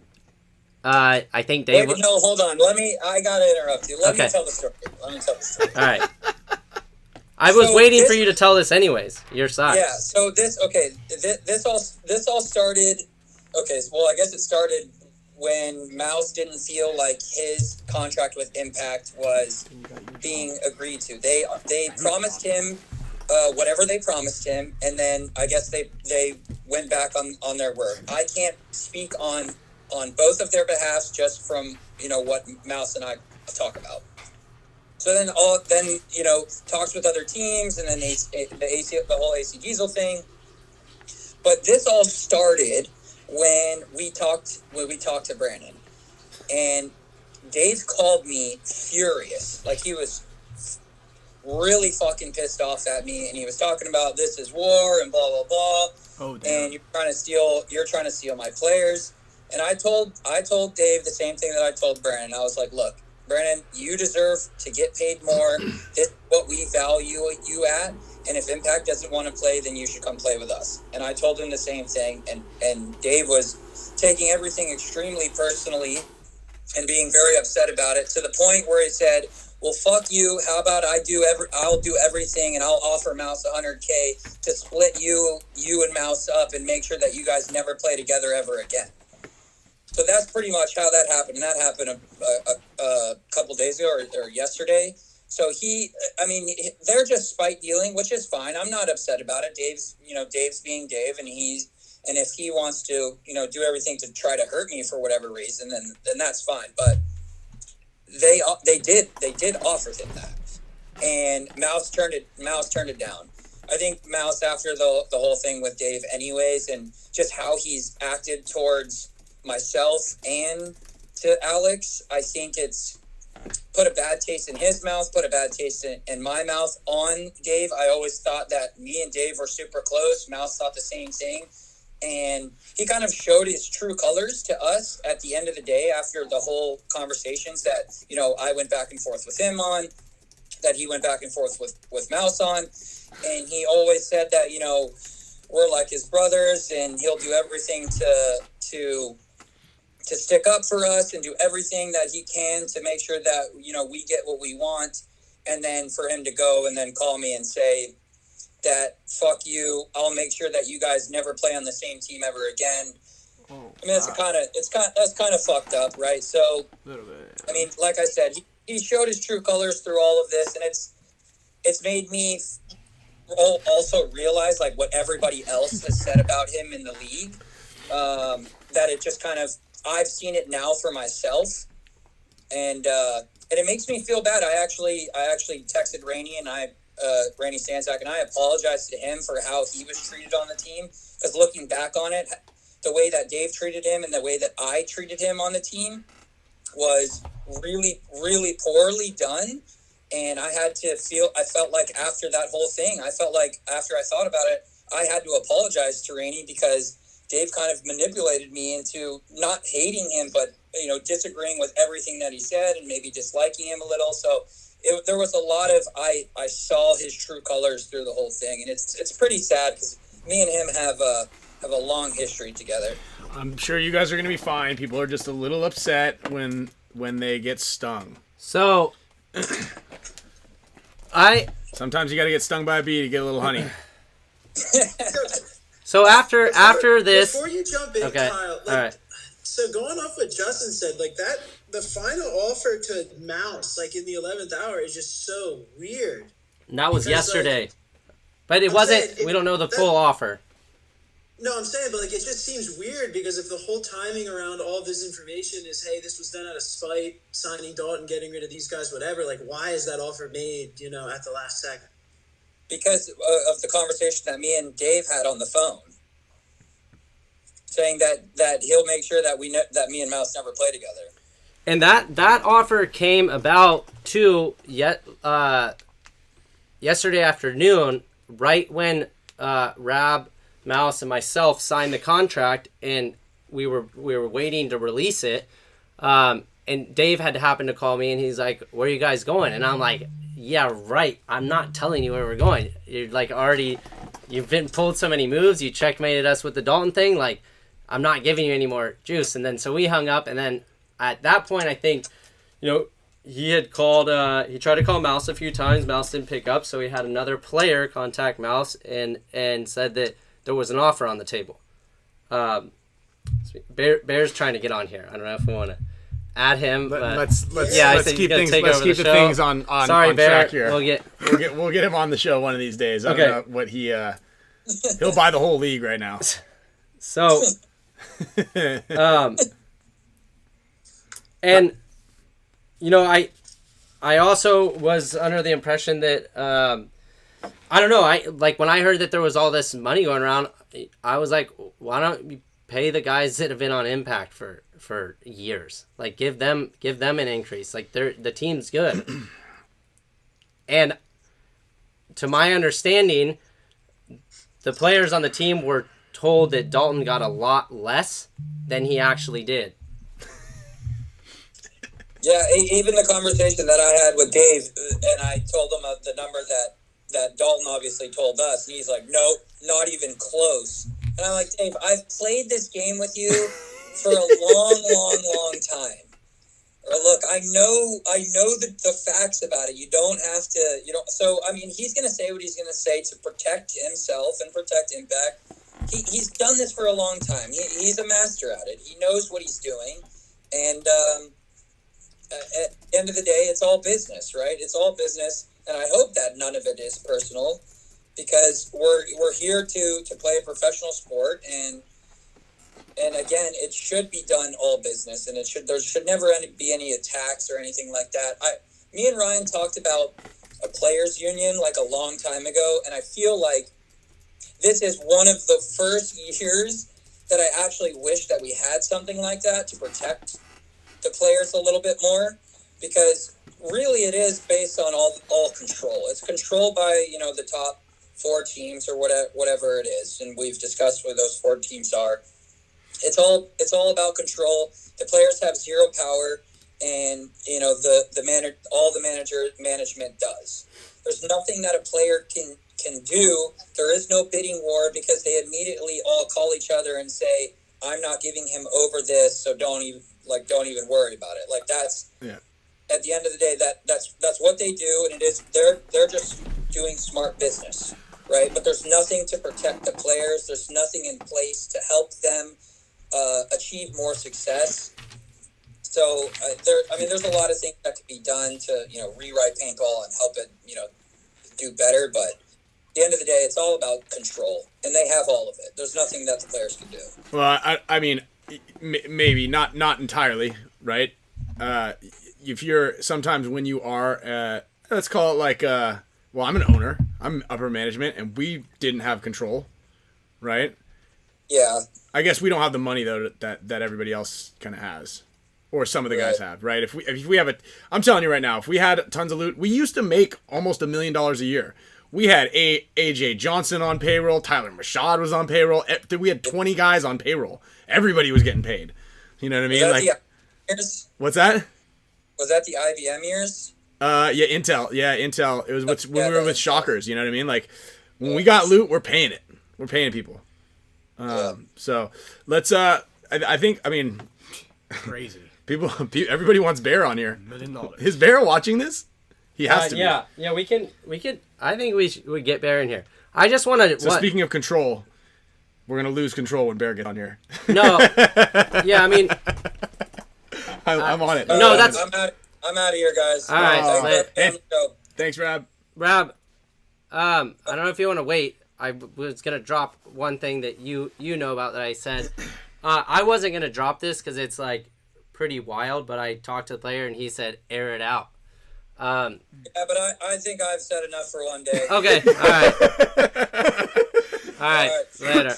There's still time to make mistakes. Got So, I wasn't gonna say this. Bear, you keep calling. We're gonna put you on right after this.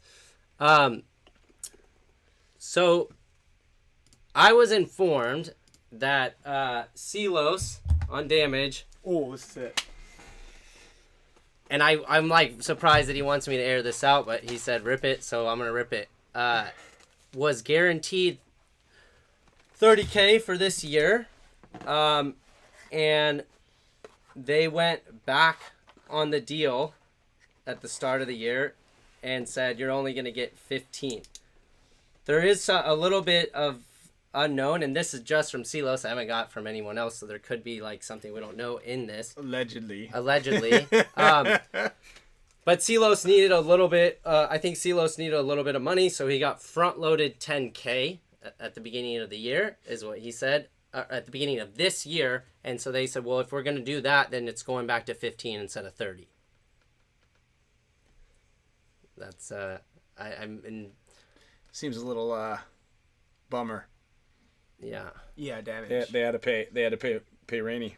Yeah, but that's also some crazy news that came out. Let's see what Bear has to say about this. Yeah, let's get Bear on the horn. Sideswiping. I don't know why he kept calling me. Because we're on silent. Oh, he was calling you? Dude, Well, I don't know. I can't drink this much water anymore before. No, Dude, what's wrong with you? Yeah, what's wrong? Why'd you drink? You drank Well, because I haven't drank any water today. Okay. I had 2 Celsius though. Okay. Very good. All right, what do you got? I'm eating a cookie right now. Hey, you got any lights in that whip? Who's in this? Am I live or no? Yeah, Yeah. you're live. Yeah. I'm on the YouTube, the SPICKNSPAN. Yeah, there's 1,000 people watching. All right, cool. I'm here. All right, what do you got? What do you got for us?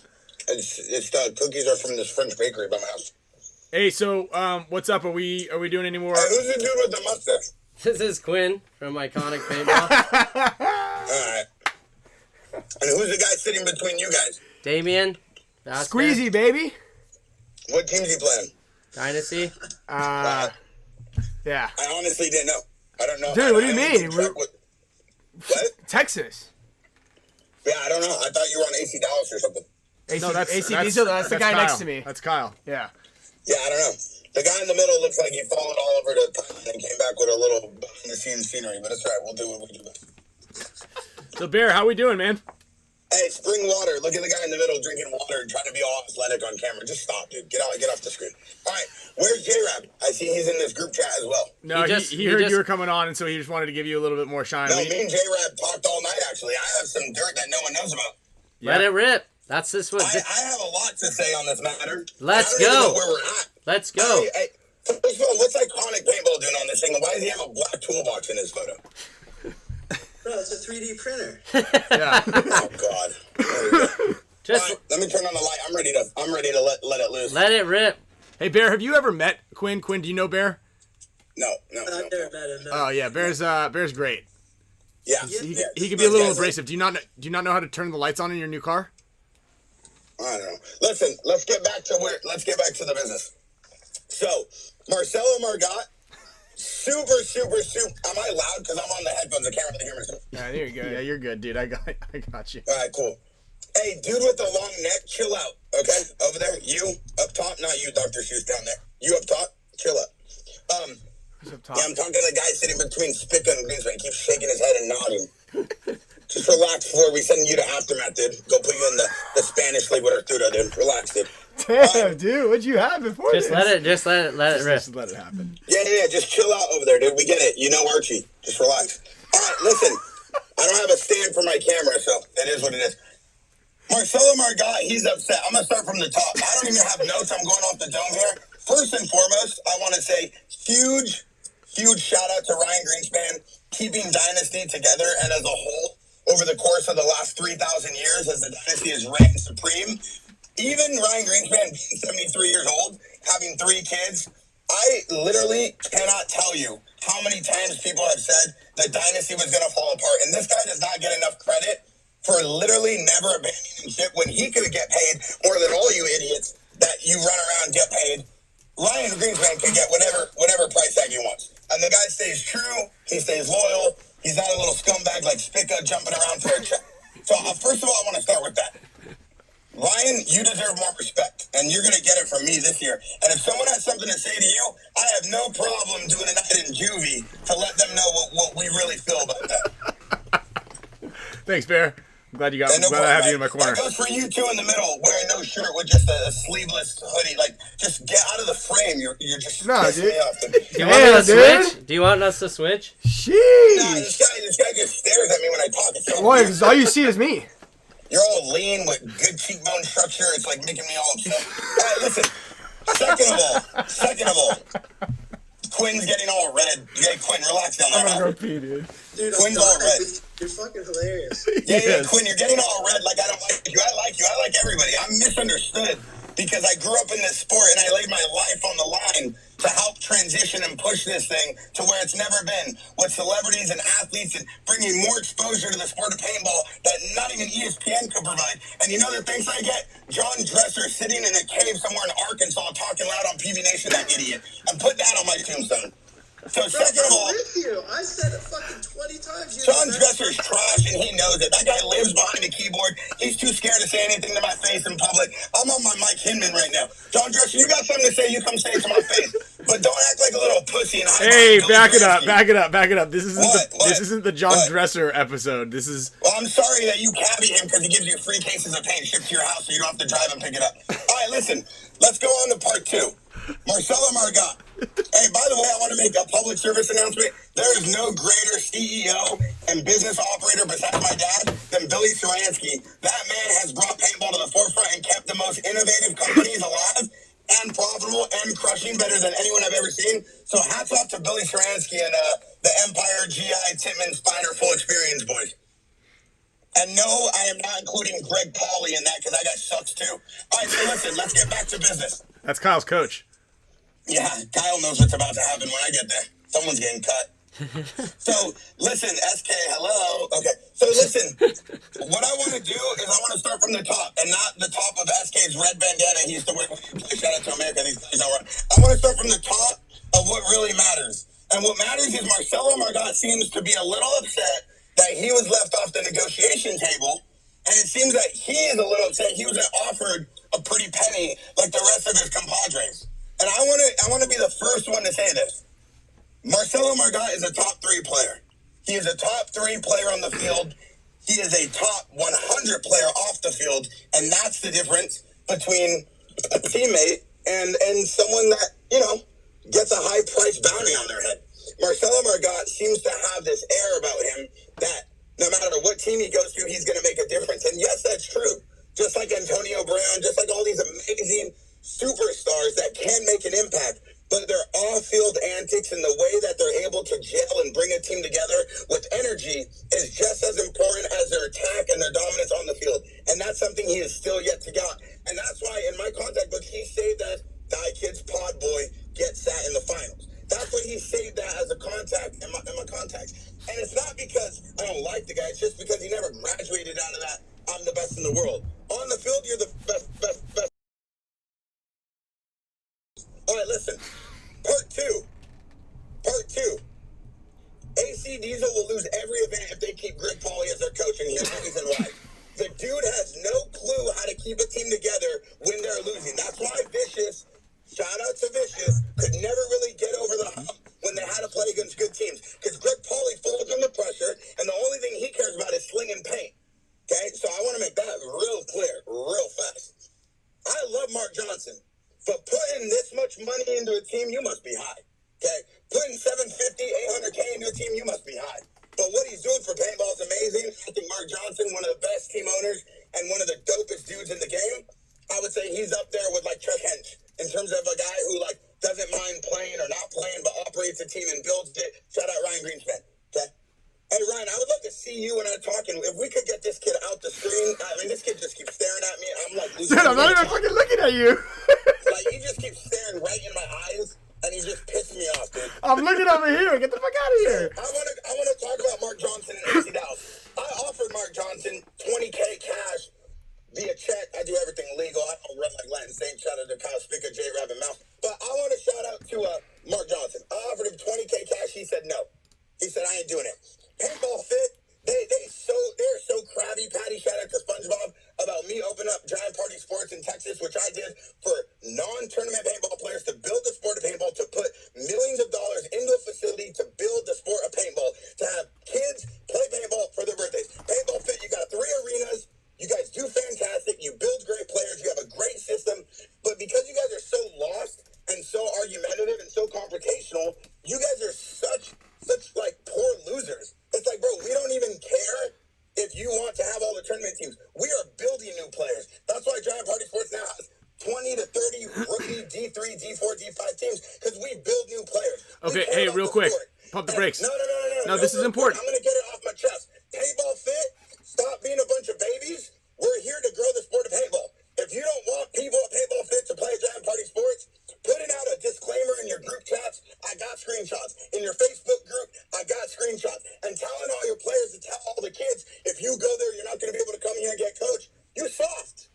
If you got a problem with growing the sport of paintball, and you don't like paintball, and you mad we came to Texas, stop crying about it. Come talk to us like men, and let's figure something out so you don't run around freaking out and causing chaos. So here, all your teams cash money to leave, but that doesn't do anything for paintball. Let me ask you a question, Bear. Been cordial and nice in Texas when it comes to paintball.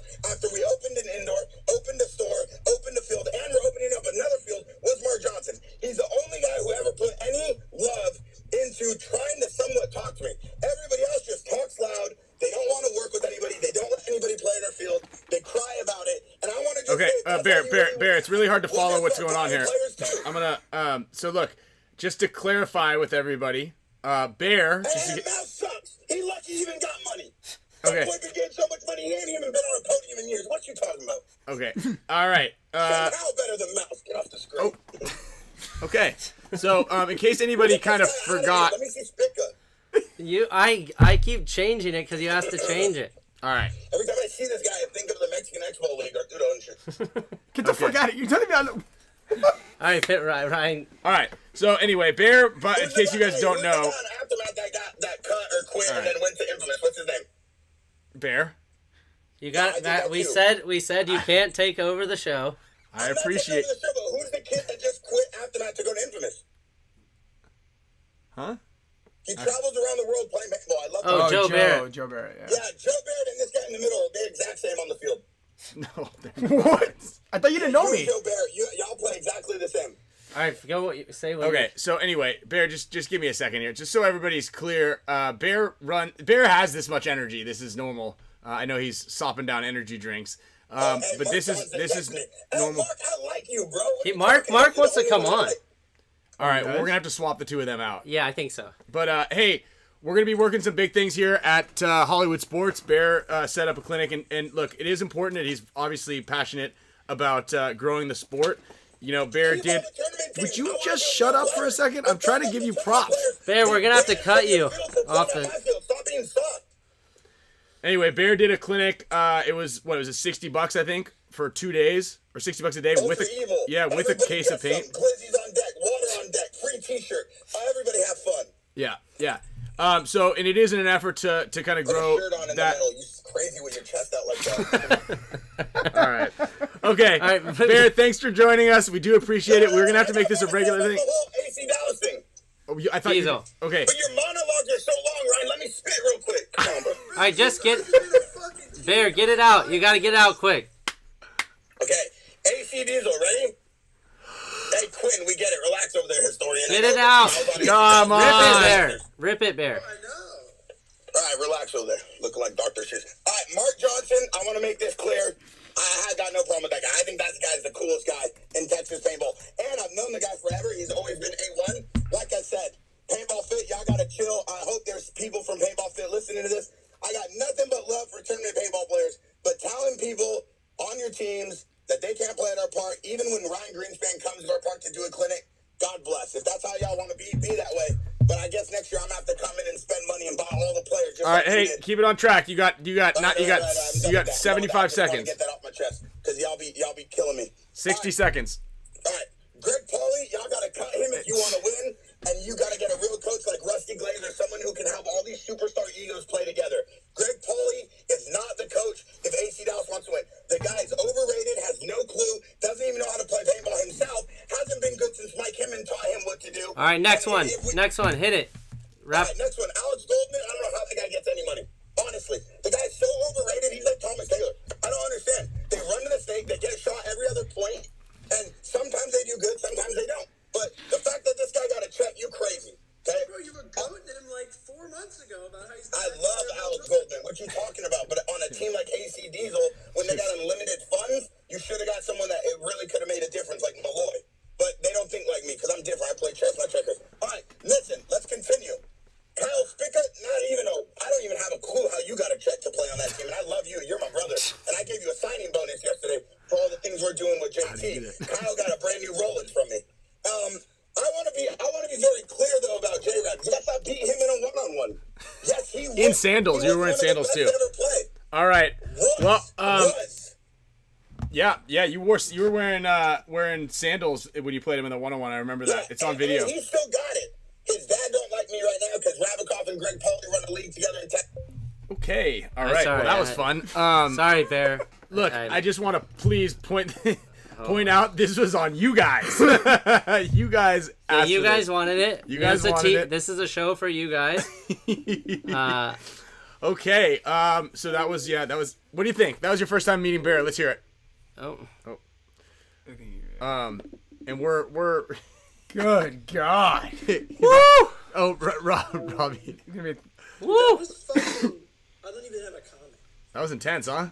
Yeah, you and me I both. think too that fucking take on Marcelo was like the worst take I've ever heard. So anyway, yeah. Hey Quinn, you've been on here. You've been quiet for like the last hour and a half, just kind of listening to everybody else vent. What are you feeling like? I mean, honestly, I've been kind of talking about this for like a year now, about there like has to be some kind of players union. Like, I don't know how much people follow like other sports and their histories, but like paintball's really at the point now, it's a lot like late 70s, early 80s MLB, where you kind of have like gangsters like Pete Ubroth. He was a commissioner for a while. He was like a brutal lawyer. But basically, it's just like, I feel like there's a group of people just holding down players at this point. And again, for good reason. I mean, sorry, Bear just tried to call me. Just decline. But like they're holding down players, I think, in a sense for good reason. And I think you solve that by having a union, right? Like you have to do something to be able to stop this shit. I mean, I know people I've seen in the chat were kind of ripping Kyle a little bit, saying like he doesn't understand business because he's saying why aren't they paying players more? But I kind of get Kyle's point there, right? Like owners want to have that control of basically telling you what you're worth right now. But like the second you do something to spite that or break that connection, all of a sudden that fucking goes out the window, and that's not the stat. Why does he keep? Yeah, I mean, dude. Oh man. So yeah, I mean, look, there's a lot of good nuggets there, and we have talked about doing a little union. But the problem is with the unions, people are just there's not enough in it to like make it stand. And because only 4 teams maybe are actually paying real money. Shout out to Wolf, our man Wolf, watching it the whole show here. We appreciate you. Thank you, Wolf, and also everybody else who donated some loot to the show. Oh my! I'm sure he'd love to be in a boxing ring with me. Uh-oh, you're doing it right. Quinn, hang up. All right, Mark, we got a special guest. How we doing? Yes. Hold on 1 second. So decline that, and then add Quinn to this call. He is in here. How you doing, Mark? Yeah, man. How are you guys? Good. Did you hear? I wanted to. I said that it's obligatory at this point that you have to buy a new pair of pants, snowboard pants now. Hey, Ryan. I thought we were friends. You're not supposed to like air my shit out like that. Your buttons didn't fit. Yeah, I know. I've had those pants for like 20-something years. Well, that's part of the deal. Your salary cap also includes a new pair of pants for you. Maybe one of these guys can pony it up for you. We'll get Kyle What you're doing is sick right now. I love it. Well, I appreciate it, and it wasn't all me. I just had a plan, and I set out to put a 3-year deal together to try to build a paintball team. And a couple guys came together to help me do it in a much quicker fashion, just because, some things didn't transpire what they were promised in other areas. And I'm a guy true to my word. I'm going to tell you what I'm going to do, and I'm going to do it. So kind of like my word is my bond type situation. Yep. Yeah, man, it's cool. I think it's really upsetting the balance of the league right now, especially, being that it's kind of you're a known entity and it seems like you plan on kind of keeping this pushing forward, like you're saying, on an actual 3-year plan. So I think it's super interesting. Yeah, the plan took 3 years to build a team, 1 or 2 players at a time. My first target was Justin Rabikoff because, and this is what I told him, I watched the SPICKNSPAN show when the Latin Saints deal kind of blew up. And one of his comments was what his next challenge was going to be. And it was like to help build an organization up. And I triggered to that right there. And I thought about that all year long when I sat in the corner watching all these big dogs, kind of poach teams left and right every single day to keep us down. So I contemplated my plan. J-Rab was the guy I was going after, and then I also targeted Spicka because I watched his talent be underutilized on Dynasty. No disrespect to Ryan and the group over there, y'all are great people. We got a good connection? Yeah, we're so good. We just lost Quinn. Quinn for a second. Oh, okay. I think Bear keeps interrupting this. Let him go. He keeps dropping out anyways. Yeah. He's running the show. I don't know how you do. How? It's in the info. You just. So anyway, yeah. No, we're good. It's just Quinn keeps popping in and out on this thing, and we didn't underutilize Kyle. We had the best snake guy in the world playing at the highest caliber anywhere. So it wasn't like you're underutilizing someone. You just have no space. We just didn't have any space. Right. You know what I mean? Number 1 snake guy on the world. So yeah, and Kyle came in late. That's true. True. And the number 1 snake guy is Archie. He's really good dude, a good friend of mine. I speak to him often, and I think he outsmarted every single badass snake player out there, and not really playing super aggressive in the snake. He just, outsmarted everybody. He was a smart dude, and he won my respect in the snake. So great for him. We're gonna have a challenge combating with him this year with Mouse, but we're up for the challenge for sure. So, but man, first off, thank you for inviting me on. Actually, I was texting Kyle telling him to bring me on because Bear was going wild over there. Yeah, it was a little much. Bear did have only good stuff to say about you. Yeah, no. Nice. I definitely listened, but definitely poked at a couple really good friends of mine. Yeah. Paintball Fit, the whole Paintball Fit crew, Greg Pauly. So, just as if somebody poked at one of your best friends, you want to poke back. But again, that's Bear. Bear has a good time just talking to himself sometimes, which is, it's funny. It's all good, though. We all love it. It's all part of the game and makes it all interesting for us. Yeah, he poked at me. You didn't poke back at him. I couldn't get a word in. Oh, yeah. Okay. No, it's cool. It was just a wall of... I'll just... Yeah. Don't worry about myself out here. It's a lot on there. It's a lot coming in. But he's a different... But we knew it. Like, I knew what we were going to get. We can have a Bear special show. I don't know if anybody's going to watch after that. Hey, Mark. Can you talk a little bit about the timing of, where all this came from? Because, you've been in the league a while. Why all of a sudden did you just decide, hey, I'm jumping in? Well, I just got off the Play the Game podcast a second ago and just talking my whole stories. I've been doing this my 24th year playing paintball. And I've won pro spots 3 or 4 times already from the semi-pro years up and kind of made, worked my way up the rankings and done very, very successful in those other divisions. But then you get to the pro division and you're really dealing with some guys that, to lack of better words, that literally just monopolize the pro division, right?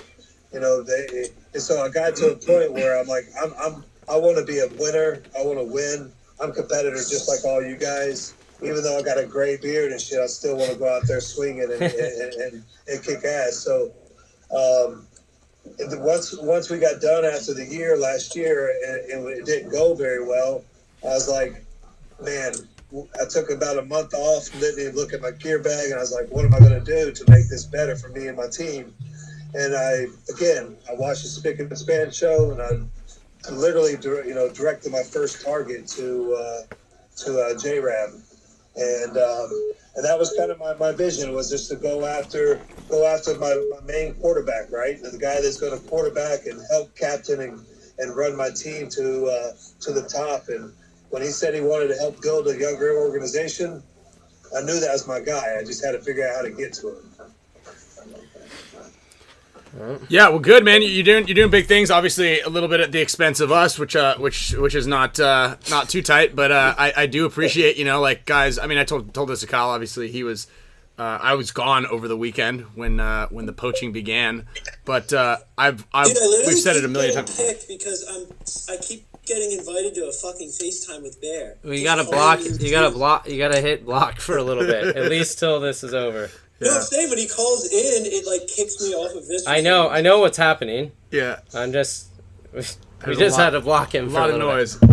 Yeah, let me try to block him. So here's the question, Mark: do you guys have plans to get anybody else? Who's how many more spots are you planning to fill? You just picked up 3 guys. You were planning to pick up 4. So can we expect you guys to go after someone else? Well, the reason we're going after 4 was to really get Justin comfortable with the situation, right? Mm-hmm. And Justin needed to make sure he had the right people around him to be successful.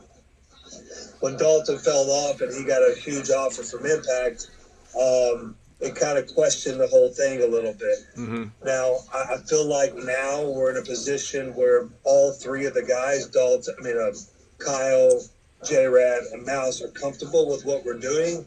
And the guys that are currently on the squad, from BJ, Mark Baginski, myself, Nathan Roberts, Clint Johnson will come join us as well too, and then Andy Horvath. So I feel like they're comfortable with that situation, but I'm going to say that we're done right now for this year, but I'm not done for next year. Okay. So again, the thing was a 3-year plan. I got 3 really good cream of the crops this year, and I'm going to look to bring in another high elite guy next year. And so, me being a bottom level team and getting picked off and, from these top level teams, I've sat back in the corner and watched this shit for however many years I've been doing this and devised a plan. And, we really pissed off a lot of people, which is really cool. because now a small fishing in the big pond, they're pissed. Dave Baines is pissed. Bart's pissed. I mean, Ryan Greenspan is pissed. I'm not pissed. Alex is pissed. Yeah. Hey, but Ryan, let me clear something real fast. That snowboard trip, I did not even bring one thing to Kyle at all. That's true. Out of respect for you, because I'm not that type of guy, and it's a dirty game. That's a dirty way to play. Sitting here trying to be friends with you, and kind of coming through the back end and talking to Kyle at the same time. This conversation with Kyle started way before the snowboard trip. No, I know. So you know. I know. Oh, I know that. I know that. Yeah, No, we're all Just pretty want to make sure transparent. that we're clear, and that I kept far clear from having a conversation from him. The only time I spoke to him is the very last day on the ride up, and he found out that I was trying to find Justin as well, and that's when the only time ever. Just so that you understand, is I do value our friendship. Fucking bear is calling me right now. I do value the friendship that you allow me to create with you, and just out of respect, I left it as is. Cool. Appreciate that. Yeah, no hard feelings on my end whatsoever. I'm not never really get too bummed about this sort of thing. We just this happens to us forever, right? We're the kings of, and someone actually mentioned it in there, like why is it that Dynasty stays on top with not having the biggest budget, you know? And we've been poached a million times. We got poached by the Latin Saints last year. We got poached by everybody every year. And that's always a funny running joke is, you know, come play for Dynasty, we'll get your stock up and you can go sell yourself a couple of years later, which happens, you know, and our guys are getting constantly asked every year trying to get picked apart, and sometimes guys go and sometimes they don't. But Wait, who did Latin Saints take from? did they not take anybody? No, Oh, I thought they from did. our team. I mean, They tried Impact. taking. They tried taking people. Oh yeah, they tried to take. Yeah. I mean, you guys are the best team in paintball. So naturally, somebody's going to look at your team and say, hey, I want to be like them, right? So you kind of put the target on your back by being the best team in paintball. You know, so God damn it, Bear. Bear, hang loose for a minute. Hang loose, brother. He's just doing it for fun. Yes. Yeah. Yes. So, but the big story in this whole thing is that, you know, and I got kicked off earlier because I had to get on Tyler and Marcelo's show, is the game that gets played behind the scenes that nobody knows about. And that's the big story in this whole thing. And these owners of this league, what they do to us lower level teams, and continue to poach our players every single time that they get. So that's the big story that we need to get out there and let them know this is how it's played. And when I made a play on their dudes, they got pissed. They got very upset. They dug in their pocket, threw out a ton of money, pulled Dalton out of the deal, offered that guy ridiculous money. And he almost got 6 figures. Good for him. Fuck. I wish everybody can get 6 figures. So at the end of the day, no matter what happens here, we did something great for paintball, for the players, for everything. The whole deal.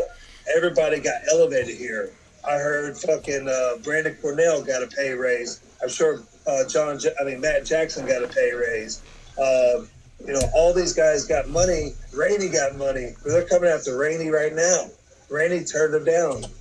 You know why? Because Rainey's I talked to Rainey this morning, and Rainey says, my word is more important than, you know, a couple extra $1,000 that these guys want to give me. You know, so, you know, it's a dirty game, and they don't like that I played their game. Yeah. Yeah. That's it's part of it, man. It's part of it. Trust me. I like I said, I know it all too well. But I know you do. Luckily, we don't have any money, so we can just keep people. Well, what you do have that others don't have is a winning opportunity, right? Yeah. You've got that, and that's why you have the best player, one of the best players in the world, with Archie.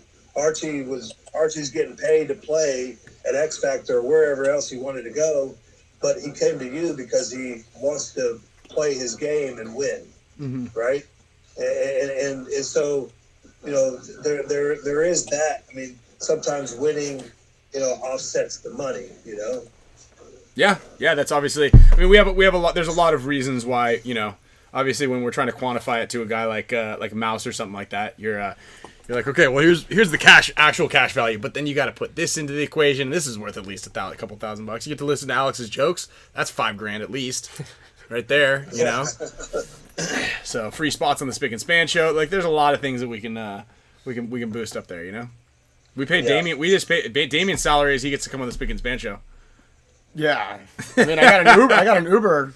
Once. Yeah, we got your Uber. Yeah, that was a good thank one. you guys. Yeah, dude. That was a good one. Yeah. So, but yeah. Anyway, good work. Well played. Well, you know, the crazy thing is they didn't see this little quiet dude standing in the corner and we came in there swinging at him from right field. You know, they didn't see it coming. Oh. So.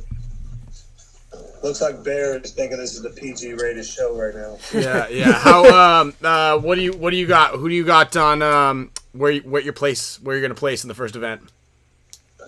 Oh, we're winning the first event.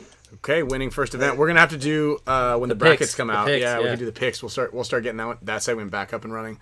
Maybe after a couple practices. We gotta let all the dust settle, all the juice from the off season settle before this.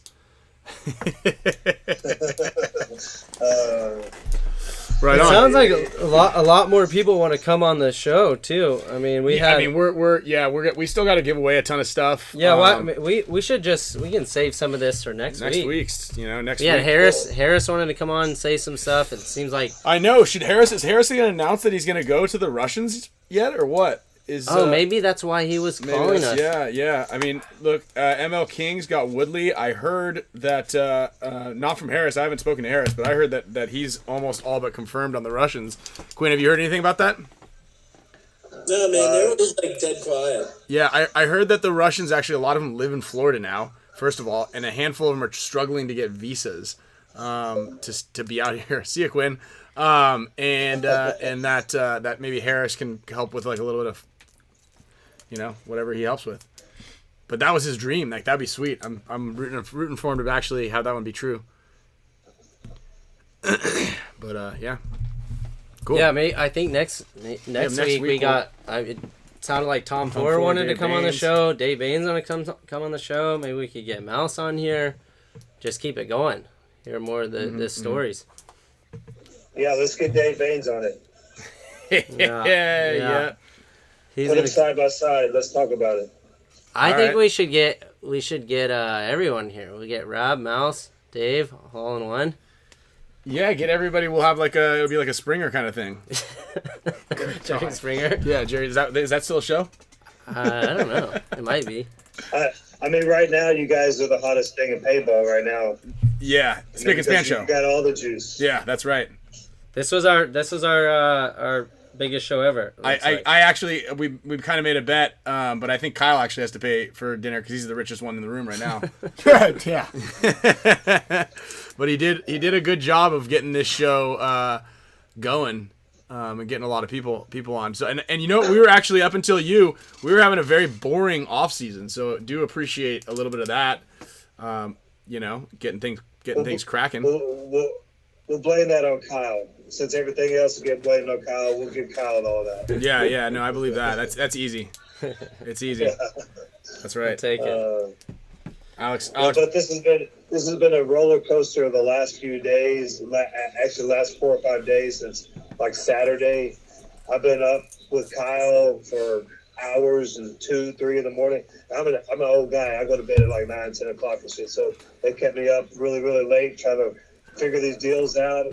And definitely appreciate Kyle, Justin, and Mouse for believing in my dream and allowing me to present this, and build this team. I definitely appreciate those guys, and we're going to do great things. And we just fucked up the normal is what we just did.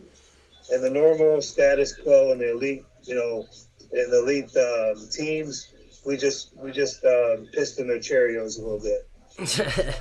And I gotta, give a big shout out to you, Mark. One of the biggest thing that even like, sold me on the team and with you of us like barely getting to talk just besides last week is that what at the point where we seen like this whole thing was gonna fall apart and guys were gonna get pulled to different teams and J-Rab might have left and then Mouse might have gone somewhere else and it was just we're kind of defeated there. I appreciated that you also said, even when I was like, you know what, I'm gonna ride this out with you and we'll figure it out. And you also said like too, if this isn't for you and you want to like, you want to be with your friends or you want to do something else, no harm, no foul. Like, and you're like, I mean that honestly, and I respected that a lot too. So, thank you. Yeah, because at the end of the day, if it's not a right fit and nobody feels great about something, we're not going to win. We're not going to jail. We're not going to do what we need to do to get to the top. So I wanted to make sure everybody was 100%. And if there's 1% that they questioned it, then let's not do the deal. And now everybody is in 100%. I'm getting separate text messages from each one of these guys, and about all of them are fired up.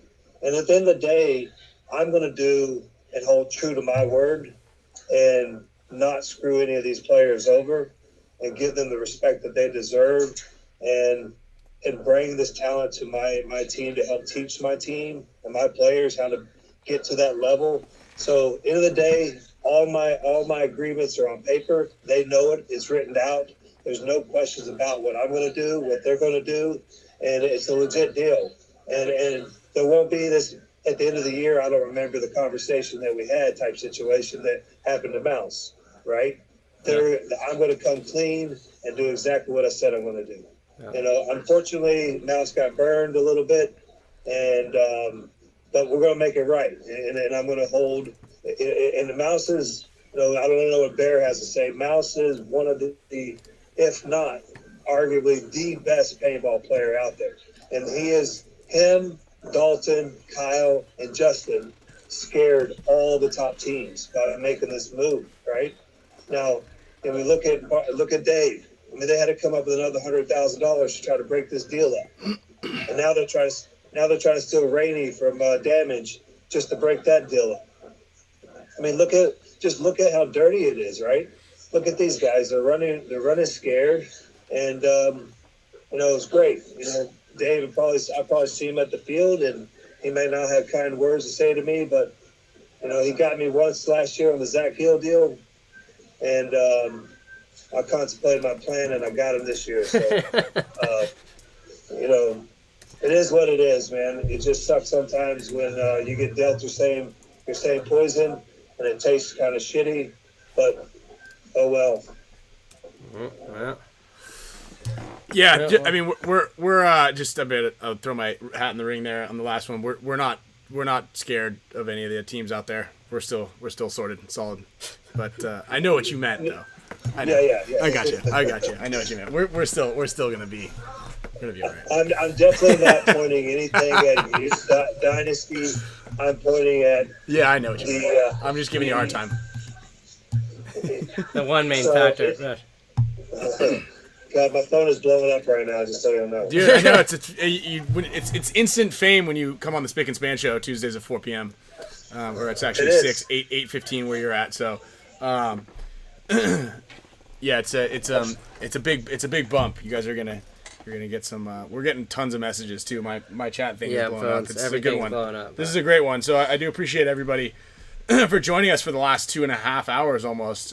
We've had a pretty steady stream of over 1,000 live viewers. So this will definitely be one of our bigger episodes. Yeah. And obviously, thanks Mark for creating all the shitstorm. To help make it happen. Any year that you want to do it, anytime you want to drop some news and juice, you let me know. We'll get things swirling around and drop it live here. Yeah, Ryan was like, "Why didn't you wait till Tuesday?" I was like, "Dude, I said put it in the contract that it has to be Tuesday." As soon as J-Rav and Mouse quit and Dave found out, there was no way it was hiding. So yeah. On Sunday the shit hit the fan for sure. Yeah. Yeah, no, I know. We were out to dinner with Art Mendoza from Miami Rage, And right when all the info started dropping, and we're like, Marcelo didn't even eat his dinner. He was on the phone the whole time. So, well, you better hold on to Marcelo over there, because I guarantee you, if I'm kind of watched this whole thing correctly, is Dave Baines is probably in the back waiting to make a play on Marcelo with this big little extra budget he got. Yeah, I mean, and hats off to Marcelo. Marcelo got a big offer last year, right? Marcelo is also an owner of Dynasty. He's in a pretty sweet spot, and financially, it's going to have to be something that's so astronomical that it's probably not going to happen. Now, I can't speak for Marcelo, but I believe that he's in a pretty happy spot on the team. You're on Dynasty still, and money is a big motivator, but and everybody could use more. But you're not going to leave your team, right, Mark? No, I'm good. Yeah, no, right. Good. So yeah, we're. I think we're good. This is the game they play, though. This is what sure. they're trying to do. They're trying to take every one of us down. They got to. Well, that's how this game works, right? You had to take some other guys down to make sure that your team works. That's how the sports world and just the business world. You're going to poach the best talent that you can afford to poach in order to make your company, your brand, your business, whatever it is, as strong as possible. Yeah. But one factor I think you're forgetting here is I'm a customer. I'm a customer of the NXL. Mm-hmm. Dave Baines and Bart owns the NXL. Yes. And all they're trying to do is just keep us down. It's a dirty little situation, and that's what everybody's forgetting here. Is that if I own mm-hmm. the USXBL tournament series here in Texas, and I put a team in, it's my team. Mm-hmm. Is there not some favoritism probably going on there? Well, there is a conflict of interest, and I understand how that is. I don't believe that they have any specific favoritism from the actual league or the league owners. That's a bold claim on that specifically. Now, could you draw a comparison that there could be a conclusion that there could be some sort of issue with having an owner? Like, absolutely. You know what I mean? Like, and the fact that Bart is controlling Go Sports as well. I do believe that Bart is, whether people like to admit it or not, one of the good guys in the sport that are helping the league to be able to actually function. And yeah, I know, I get it there. And you can't fault somebody for trying to control the best guys on the team. If you're the richest guy, you got the loot, you want to make it happen, you got the passion to do it, you spend that money. And we actually talked about this when we were on the mountain. It was like, do you want to spend $100,000 a year for 10 years to lose, or do you want to spend $300,000 1 year and try to win? And I think Kyle, you said the same thing to Tom Ford on Revo. It's like, what are you doing this for? Like, you don't want to spend a lot of money. It's a hard pill to swallow. But yeah, it's either you. Well, it's either you you can kind of it's a slow bleed, or fucking do it. You can penny pinch and start to build up your team, and then maybe kind of get a couple guys here and there. But if you want to win, you got to get some of these veterans that have already won. They know how to win. Mm-hmm, mm-hmm. So yeah, I mean, we're kind of It's end of the day, it's pretty much the same type of ROI, but one's a slow bleed, and the other one's a possible better in return actually.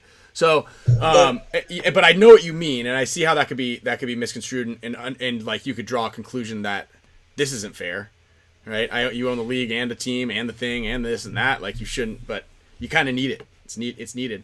Yeah, but I'm not taking away from.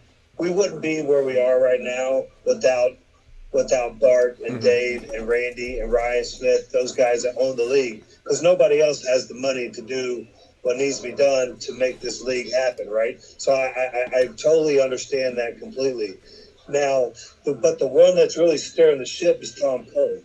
Tom Cole is the man that, he's the best thing for paintball, right? The guy has nothing but love for everything that we're doing and puts great opportunities in front of us every single day, creating the ICPL, making NXL the best that it can be. I mean, look at where we're at with the largest tournament series in the entire world, and it's going to take a freaking cannon to knock this thing down. But in the same sense, I'm a customer of these guys, and all they're trying to do is keep me down. That's it. Mm-hmm. So at some point, I had to play that dirty game to not be kept down all the time, right? It's not a dirty game. It's it's nice. It's great. You're paying people. That's not a dirty game. It's just kind of welcome to the next level of that commitment. You know, like I think this is great just in general for all. Like I said, the players, all the players. All the players. Racks in your pocket. people are gonna get, but not just us. Like it was all the guys on these other teams too. You know. Yeah, they all got pay raises. Yeah, there you go. So because. Go ahead, Mark. Yeah, so a lot of these guys got pay raises, right? Yeah. Just because of what we did, and you know, you're welcome. And next year, we're going to do it again because they've done it to me almost every single year. They've tried to, or some other lower team, and now we're going to fish in their pond, and it's going to be a wild ride. I just want everybody to be there when we play those matches because it's going to be crazy. You say shit in their pond or fish in their pond? Fish in their pond, fish and shit, whatever. Oh yeah. Yeah. Well, thank you, Mark, for stopping by, dropping some knowledge in on everything. Man, it is fucking snowing over here in Texas right now. Is it really? Jesus. Have fun out there. Yeah. Got him. Damn. Man, it sucks out here in Texas. The good thing about snow is I don't get hurt in the snow. So. Oh yeah, that's true. Yeah, his head bounces right off the snow. Yeah, I just bounce right off. Oh yeah. Exactly. Hey, but by the way, I did tell those guys on the podcast just a minute ago, I am a better snowboard rider than Ryan Greenspan. Yeah, I saw it. I got the video of you leaving your tooth, your denture imprints in the snow. Yeah, that was. Yeah, I forgot about that one. Yeah. Everybody kept saying, "Damn, you're not very good at snowboarding," because they didn't realize that entire fall compilation of everybody just eating shit was just everybody else and not me. Yeah, because you were filming, we weren't. Yeah. Two things at once. All right, right on. Well, thank you, Mark, for stopping by. Yeah, man. Y'all have a great rest of your evening. Yeah, all right, man. Looking forward to a good year. See you guys. Later, Mark. Yeah. All right. Well, all right, so, Damien, do you have anything to say? Dude, I'll just shut it. Quinn wanted to say one. Okay. Okay. We can as we're wrapping up, we can All right. All right, so just so you guys know, in the meantime, because we are running a little heavy on this one. Hey Quinn, nice to see you again. What's up, dude? I have been spinning the wheel. Called. Yeah, I know, right? I have been spinning the wheel on the outside here in the background, so I can kind of save a little bit of time. And I got some good stuff for Joshua Grayson, Callie Mike Lou, Bob the Bear, also Paul Vincent. This is coming to you. I got a little headband for you guys.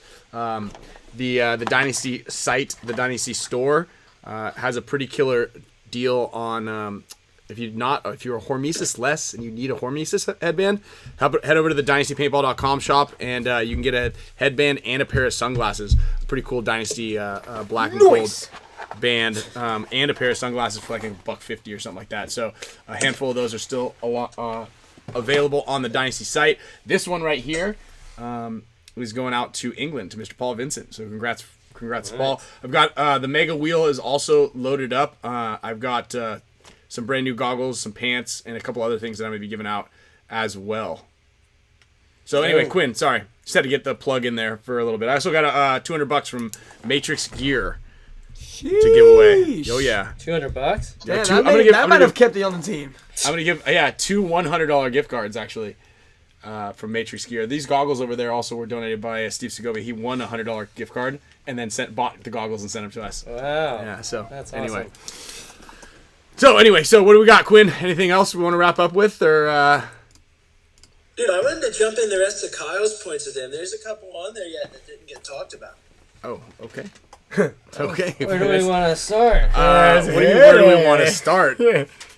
Just there's only a couple more. The Saints one was weird. Oh, so the Saints, that was also a thing. The Saints approached both myself and J-Rab separately about joining. Wait, when? This year? Yesterday. The Latin Saints? Latin Saints. Are back? Yeah. Ooh. Wait, the Latin Saints are having team. Oh, that Latin Saints. Okay, yeah. The Latin Saints. Yeah, I forgot that they were even playing. Wait, do they have loot? No. Oh. What were they thinking? So then, I don't know. I just think it was. Oh. And J-Rab said not for $500,000. I said $150,000 with $100,000 up front, and they said we have a limited budget. Sorry. did you tell them to say yes for 100? No, Oh. I don't think that was on the table. And I guess what the other news is, A-Rod's been coming out of the woodwork a little bit. Yeah. Reaching we'll out see to him. some teams. See him back on this field. And then also, speaking of Latin Saints, Diego has been also out playing at X Factor Paintball Park with Notorious, right? It's Notorious? Yeah, he's playing Europe professionally with them this year. Damn. Yeah. I mean, I think that's a funny thing. Like, I don't know. If I did that, like, I don't know, like, how you show your face again. That's what I was thinking. I saw the picture of him on Facebook that he posted. Yeah, it's odd, but Yeah. just, I guess some people, like, don't care. Did you have some other stuff that you were thinking about here, Quinn? I mean, I think we hit everything on the list, right? Yeah. I know there was one other big team that was in the fold in all this. I don't know if we want to like talk about every single one, but Oh yeah, I mean I don't care. Yeah, Infamous also reached out to guys as well. That was another one. Did they get anybody? I don't think so, but they were I think pulling for some guys on this as well. But Mark was able to secure and pay us all a really good amount that I think kind of solidified the deal. Mm-hmm. So. dude, what did you guys think about Bear's take that Marcelo is Antonio Brown? That was weird. I thought Antonio Brown kind of like fell off. He Yeah, said that Marcelo was one of the Brown's on offense. Marcelo's defensive player Yeah. of the year. Yeah, and Marcelo, I'd say, yeah. Bear said that Marcelo was the top 3 guy, and I don't think it was Antonio Brown top 3 guy. When he was, Antonio Brown was a beast. Okay. He's like Tyreek Hill. Yeah. That was such a weird convo though. Like 3 months ago, he was blowing up Marcelo as like the best player of all time, and now he's saying. Well, hold on, Quinn. Have you talked? Have you heard Bear talk before? A lot of it is kind of jumps around. So. Oh, for sure. I'm Yeah. saying it's just aggressively jumping around sometimes. And I do love Bear. We all love Bear, and Bear actually takes really good care of us. And like both Ryan and I had done clinics, and we went up and did a photo shoot for Hollywood Sports and JT, and he took really good care of us. It is funny when he gets on these things too, because I texted him, I was like, please do not take over the show, and then he just went. That's his gave name. it a rip. It's But great. It's funny. There's a lot of morsels in there. I would love, like, we could have a show where there's not much to talk about, and then we could let Bear just get on here and then rip it for an hour. I'm okay with that. Dude, he was talking on his socials about like 6 NXL teams are leaving or something. Yeah, I don't I know. wish he would have dove into that in the limited time we Oh wait, Bear's back in here. I think he's Jay Wade because he's saying no more clinics for any of you. I promise to do that. And I think that's Bear. But we love you, Bear. Like Yeah. we just We just have a show to run. Yeah. Got a lot of stuff going on. There was a lot of news, and we thought you were gonna pump some of that news and give something, but it kind of took a little bit of turn. It was a little bit of a divergence. So, also I did see something in there, dude. Shout out to Tad Lafayette. He made me these sick gogs here. You see these little? Look at the detail. Yeah, I thought those are really cool. Let me grab those ones right there. These are rad. I'm gonna have him do another pair of these and do a spick and span one, and so we can give it away. But if you need to get some rad stuff going with your flexes, I don't even know if you can see this one very well. You should wear those. So shiny. I know, right? You gonna wear them? Not his name on them. Why They not? say Greenspan on them. What's wrong with the Greenspan? Yeah, what's wrong with me? You don't like me? Anyway, yeah, that one's pretty rad. Check out Tad on Instagram. That was a pretty cool one. Also, did the Matrix Gear spin? Got Gabe Martinez won $100 again. I think the Gabe's won $100 in the past. Thean Nguyen or Win also won $100. So Alex actually said that he was gonna be giving away some headbands on the show but he needs to save them because we need to save some money to pay players. Unfortunately, and then You got to pay. Everybody left. I know. Well, look, we don't know. We gotta load the coffers up, I guess. So I don't know how many times I have to say this. I'm gonna say it again. I am available. I know it. Maybe you'll be getting a call. So yeah. I mean, let's be real. You have like five guys that are gonna play every point. Yeah, and look, I play for free, so I'll throw in and Alex will probably throw in a couple bands. So I'm gonna put him on the wheel anyway, and I'll try to beg him. I know that Tiger Ware's got to hoard all the riches. You don't need to give something away? Yeah, dude. Of course we want to. Hey, guys, do you want Quinn from Iconic to give something away? I'm gonna give one of these bad boys away too. We gotta do like trivia. Yeah, do a trivia. We still have almost 1,000 people in here. Let me find. Are you gonna go to the bathroom again? No shit. Should I make it sponsor related? Sure. Yeah. What do we got? About this. Yeah, shout out to Infamous and Pro DNA. DNA barrel kit, their newest thing that just came out. Hey, up on the... That's a $200 value, folks. Nice, I love it. Yeah, we're going to give away a Pro DNA barrel kit courtesy of Quinn, Infamous, and Iconic Paintball. Hey, Quinn, on the top right of your screen, so your top left, is that our camera? That is a camera. That's one of mine. Wait, he has your camera? Send you yours, man. So Quinn's hooking up the show. Iconic is hooking up the show with a new camera. Dang. I swear to God, when you guys set up, you farm potatoes and smash them into your iPad lens, and then say, "Let's start the show." Yeah. No. I'll make sure I get it out to you so then we can get top 4K quality. There we go. Yeah. Hopefully, I think Tom 4 is also going to be helping out with some more production stuff, getting a little bit of lights. We're pretty hot right now. We're hot. I'm worried though it's going to kind of kill the value of the show. Though. The vibe. We can turn the grainy filter on or something. I thought that's just how it came. Yeah. The grainy filter. Well, we can keep the background. We could just slowly do it, and then we can Yeah, we need 4K internet also. Yeah, that's a big thing. Are you all right in there? Why is he making that noise? He's pissed. How many times can a man piss in one night? 5 times. He's pissed 5 times already during the show. He hasn't said a word. Well, yeah. I mean, you guys are talking. Oh yeah, I was just gonna ask you what are your thoughts on what? That everybody's getting paid a shitload of money? Yeah, true. You can start there. No, I mean, there's nothing to say about it. I mean, I think it's great. It just sucks, obviously, that you're leaving. And I think, in the last year, me and you have gotten pretty close. And it sucks. But, you guys can still hang out. Yeah, you just moved down the street, too. I know that. Yeah, I do live, 10 minutes away. I know, but it's not the same, dude. It's not the same. That's fair. So it's no, now you that's talk gonna shit. suck. I'm sorry. Yeah, I'm not going to talk shit to him, though. You can. David, just say something, dude. You have the safest roster spot in the NXL right now. No one's coming. And bullshit. And he's out. Okay, so we're gonna get him to get some something. We need trivia from you. We gotta get some trivia. All right, so we're giving this away from Iconic Paintball. Go check us out. Go support the Creators Fund, our newest thing we're doing to spend money and help people make more shit. Let's do a Bear-related trivia. What was the semi-pro team that Bear played on in 2014? Damn, you just had that off the top of the cuff, huh? Bears team. Say it again. Are you watching the comments? Yeah, I'm looking. I don't see shit yet. Okay. What was there's one. Fucking Bruiser Boyum got it. Oh, Boyum. Bruiser Philly Boyum. Energy, East Coast based squad. Wait, what was it? Philly Energy? Yeah, those are my boys. That's part couple of the newbies guys were on that squad. Oh, no way. Dylan Boyum. Shout out. Gonna get a new Infamous barrel kit. Can we give it to him though? Is he even allowed to have it with his sponsors? I don't know. He played against them. Yeah, well.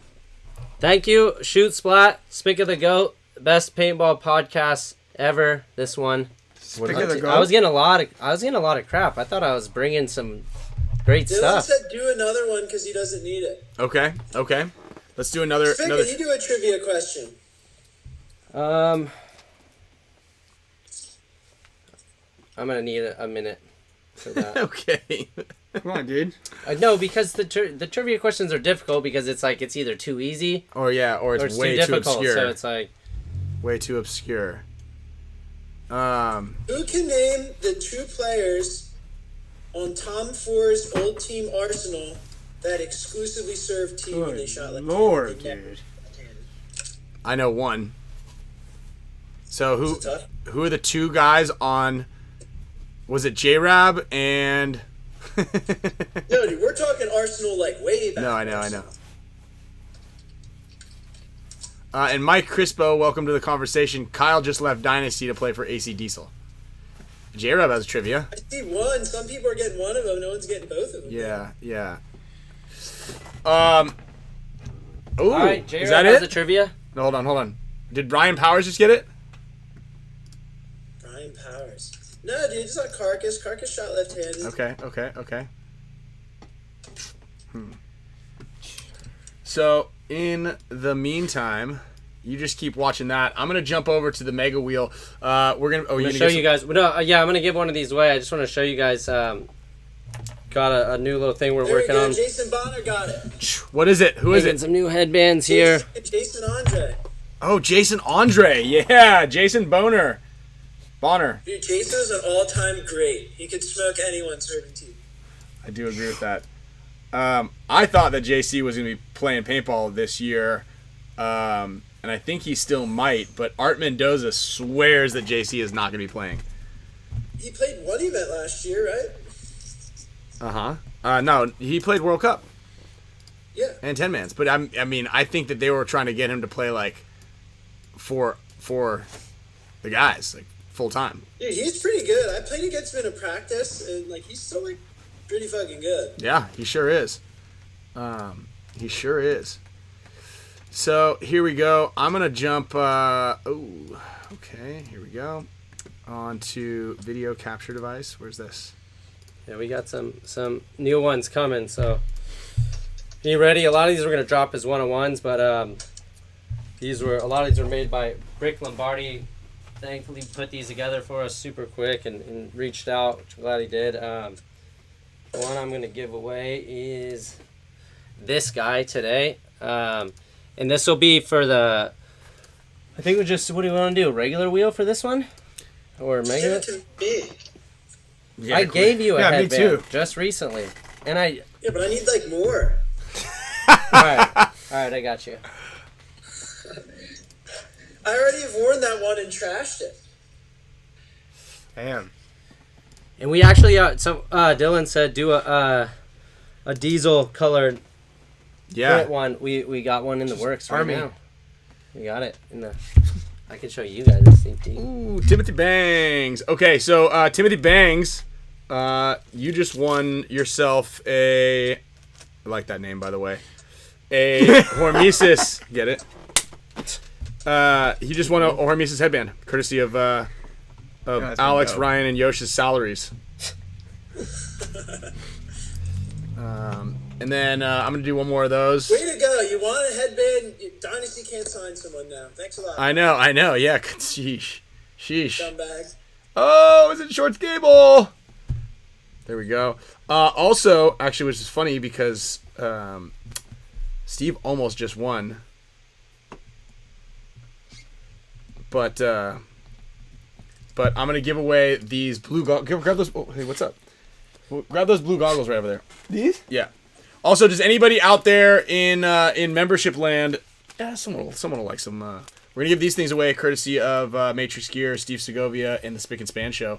Also, this was part of Kyle's prize package. You know what's funny? I remembered before we the other day, Ryan handed me that mask, and he said, "If you go to AC Diesel, give this back." Yeah, I'm taking this and back. I was like, that was, I think, right when we got back from the trip. Uh-huh. None of this had even went down. Like, this wasn't even on the table. Ryan just, like, threw it out there. But I thought that was pretty funny. Yeah. Instead, I ended up planting the seed. Kyle, when's the next Tiger Wear drop? It's we have these one-on-ones coming out probably within the next couple days here. I just got a nice photo box that hopefully is okay because I think Sloan did some river dancing on it. She's been dancing on that thing. And I was like, Camille, did Sloan sit on this? And she's like, no. I think she just like tapped it or something. It's like a little mangled up. It's like, she's like, what was in there? I was like, just like a $500 light box for product shots. We need like max support on that. Tigerware supports the players.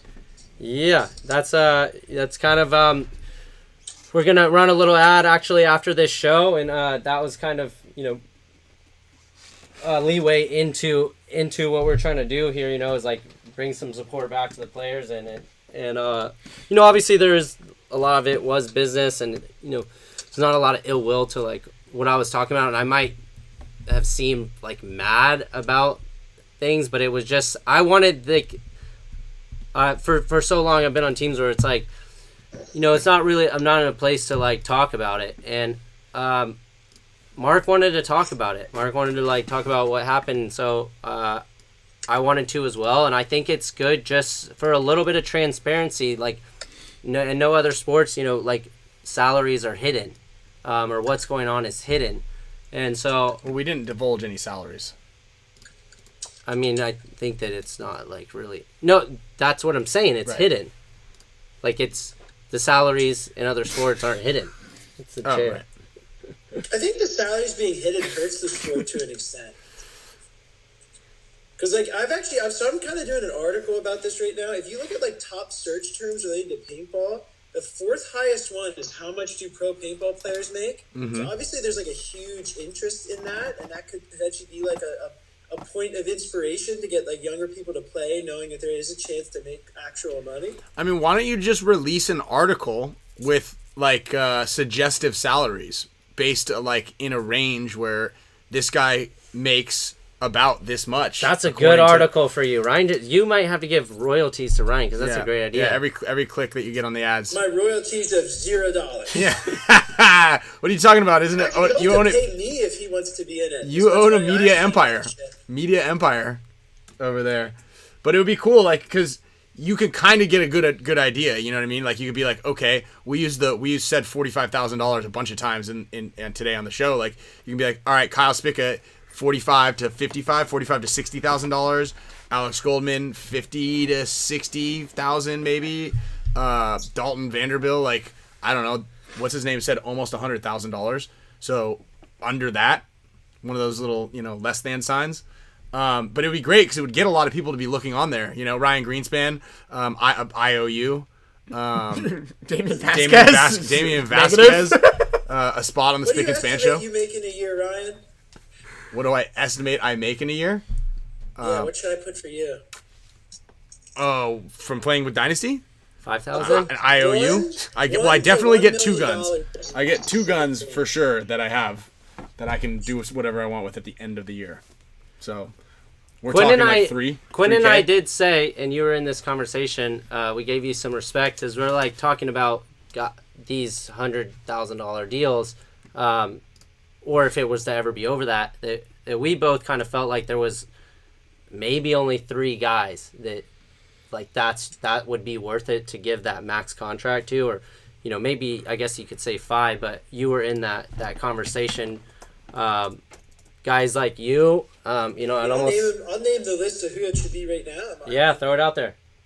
So I don't include Ryan in this list because I don't think Ryan would ever leave Dynasty, so he shouldn't be on. He would obviously be number 1. But to me, if you're going to spend $100K, that dude needs to be like, you can actually build a team around this human being. And I think it's Marcelo, Tyler Harmon, and Mouse. And those are my only 3 that I'd pay $100,000 to, because I think those are 3 guys you can build a full system around those guys with the game plan, and it works. And again, obviously Ryan, I would say as well, but he would never leave Dynasty, so it's not even worth it. I might argue you could throw Archie in that conversation. For sure. Mm-hmm. What's your number to go to another team? I don't know. It looks like Tubba Rock's trying to sign me for $500K a year. I'm on it. What team are we on, buddy? Let's go. He'll play Jelly Blasters in the whatever you need me to do. I'm there. I'll be in the I think Damien got a job offer too. Damien's gonna be doing drywall somewhere in the Midwest, probably. Somebody said that. Yeah, in the Midwest? Well, I don't know. I'm sure it's not in California. Damien, I said I'd hire you. Why didn't you come out and work? What? I'd say I would hire you. Come work for me. Yeah, well, I talked to you. You said you don't have a spot. Dude, you're shopping? This guy. Dude, I got a new What job. do you mean I'm shopping? Yeah. Hey, David, I could just make up like 5 fake positions. You want one? Yeah, dude, give me something. Move back out here. I told you the deal. You got to come back to newbies, and I'll give you a job. Okay. He just Hired. I think No, he just said kidding. 70 grand 70 grand? is what he said, I think. 70 grand to play with Yeah, the that's dudes. like going rate for a guy like you, right? Dude, I don't know, is now it? more Dynasty guys are getting poached. I'll tell you what, And David, we don't save you money give if me we your lose him. Dynasty spot, I'll pay you to come play for newbies. There you But I go. get to get your spot. There you go. Look at that. Now I feel like I'm something. Yeah, here we go. Ross put it best. And this would be a funny thing to do, is put different tiers. Salaries range from a free Uber ride to $100K. That's the life of a professional paintball player. It would And be guess kinda- what I fall? It would be kind of cool to make a website that shows, like, you know, what, maybe from your standpoint you could do that, or you could just, like, build a almost like fantasy, but you could just build a fantasy roster. And, like, here's your salary cap, and then here's what these players cost.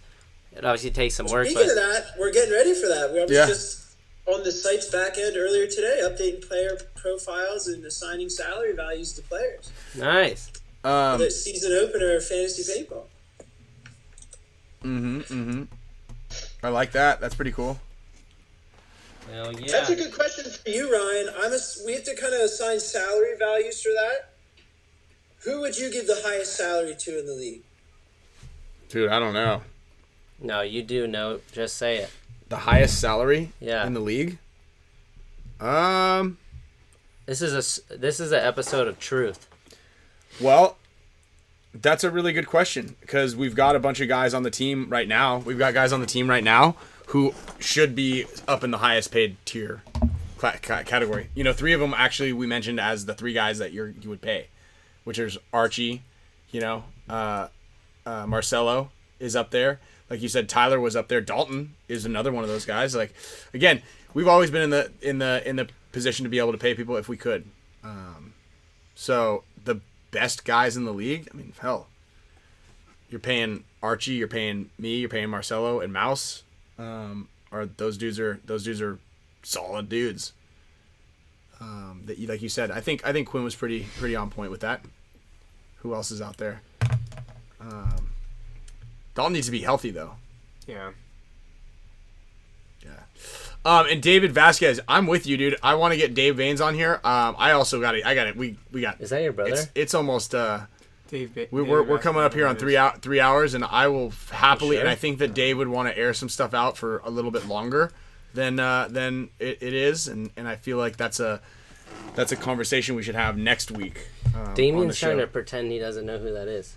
Yeah, I think there's more people than one that have the last name Vasquez. Yeah, dude. Come on now. So I do want to get it. How about the most underrated player in the league that does deserve around $50K or more? You're asking me? Mike Arena. Damien Vasquez. Pay Mike Okay, you Arena. know, my answer is like always going to be the same because everyone says I have a crush on him, and I love him because I think he's a sick player. Who? Chris Shear, dude. Oh, Chris Shear. Yeah. He's like a guy, like, to me, like, so there's probably, I don't know, I'd say 15 guys in that range, 12 guys in that range. I think he's a dude that should be one of them, but, you know. I think Meter's getting up there too. Yeah, I mean, I don't know what he makes. X Factor's pretty quiet with what they pay guys. Yeah. So. I don't know what he makes either, and I know He might already be. I don't know. I'm about to be in a car with him for 6 hours next week, so I'm gonna. Oh yeah. Yeah, I'm gonna. You're going hammer to. him You up. guys are going to Mammoth Yeah, Sunday night. and Carter too. Yeah. I thought they weren't going because of the olive juice situation. No, they didn't. They bailed called, out. Yeah, I called their bluff. You should call them out when you get there. Yeah, I should just leave them. Yeah. Remember the olive juice? You found out what Kyle said as well. I mean, Mikey's one of those guys, and Mikey's really good. Yeah. He's just a victim of being on the best team in the league. And T Goodwin, I think Fedorov is Fedorov's not getting paid. underrated. He's not underrated, and Yeah, he is and getting he's paid. not underpaid yet. Yeah. Yeah, that Fedorov guy, I'll tell you. People won't talk about Yeah, him. and look, I want to clear everything, the air for everybody out there who wants more people to come on here and speak. I agree with you guys. This is the show's we're on hour 3 coming up here of the show. we got to get things kind of closed out. Yeah. And I do want to give Dave an opportunity, and Bart if he'd like to. But that's gonna be another hour. Yeah, we gotta get them on next week. And my the wife and the kid thing is gonna. This is she doesn't even. She already forgets that I even down here. She doesn't even know where. She doesn't no clue where I've been for the last 3 hours. So this is something that we do need to wrap up a little bit. Hour 4, let's go, baby. Is this your biggest show all time? Yeah, I think so. Probably. Yeah, probably. I think so. We've had a couple of Hormesis drops that were really big, but the problem with those ones is no one actually cared and they didn't want to be here for the show. We just forced them to sit here to get the code at the end. And immediately they all left. And then they also said, that was a waste of my life. They didn't get on the drop. Yeah. And we've got a sick chat going on, everybody. So I do hope that some of you new viewers out there, I mean, we know that half the Pro League watches this already. And you guys just don't really chat in there a lot. Half, they're all in here. Yeah, but they're all in here now. And everybody else, I hope we put on a fun show. I'm super glad that, the audio, the video, the lighting, Damien, everything internet? worked out really well. The internet, yeah. So Jonas Follett from Norway is still awake over there, or maybe it's just morning time. So yeah, we're stoked that everybody was here on this one. I've obviously dropped comments in there if you guys are watching this for the first time. Bravo! I mean, this is about to have a longer runtime than Avatar 2 at this point. So you know what? Because this was our best show, I'm gonna up the ante. So we'll give this. Okay. To Mega member. Mm-hmm. I got quite a few jerseys coming, so we'll give away my first AC Diesel jersey. Do you want to do that right now, or do you want to do that? No, we'll do one right now, and then when I get it, you'll get it. And then shit. 2 more Tiger Wear headbands. Oh shit, Rich! So let's give it away. Hey Ryan. Yo. Is anything exciting happening at practice this weekend? Yeah, I'll be there. Let's see. Damien will be there. We're going to be playing Aftermath. I'm going to be shooting, possibly shooting a new iteration of... taped. Yeah, it's going to be taped up, though. A taped up Force, so no one's going to really be able to see what it looks like, but it's going to be dope. I'm really excited to have it in my hands. So for those of you guys who are Field 1 Force fans, and you've been waiting for something new to come out, there might be something on the horizon here with some interesting new... exterior features, I guess you could say. And if you're a photographer around ASG and you want to get paid Sunday, message me on Iconic PayPal. All right, so we're gonna do 3 Tiger Wear headbands. Let's do one for the this one's gonna be for the Mega members. Look at this right here. Specialty Booyah. 101. We're going right now. Mega members, 1 of 1. I'm also gonna give away those goggles right now on the show. If you guys are a Super Mega Support status member, You can join. Let's go. You can hurry up and join too. Just the lowest tier if you're not a member. Okay, yeah, it is. Little Beethoven in the background. Attempt at an air horn. That's pretty damn good if you ask me. Yeah, it was. Eric, I just don't hope we don't get copyrighted again. Is his music is royalty free? I mean, I feel like maybe that the royalties have expired on Beethoven and Mozart, but I'm not sure. That's a good trivia question right there. Completely worthless information. All right, what are we gonna do? STK Iron, not entirely sure when it's going to come out. A lot of things got to get dialed in here. Oh, you have to you got to dance by the way. Yeah, because a bunch of guys threw some dollars in. Yeah. I don't know, let's get put some Gloria Estefan I could put the Spotify on right here. He's got to be No, dude, you're the one that's got to dance. Nobody's seen your dance moves. Yeah, no, we don't want to sour the people too much here. Yeah, we don't. Wait, so this was one? Sorry. So Eric Alshire is the winner of this really cool new collab band here. Yeah. All right. And then Magic Mike rides again. What's it called? Did you see there's a new Magic Mike? No, I haven't seen it, but I saw the preview. That was the question I more or less just asked you.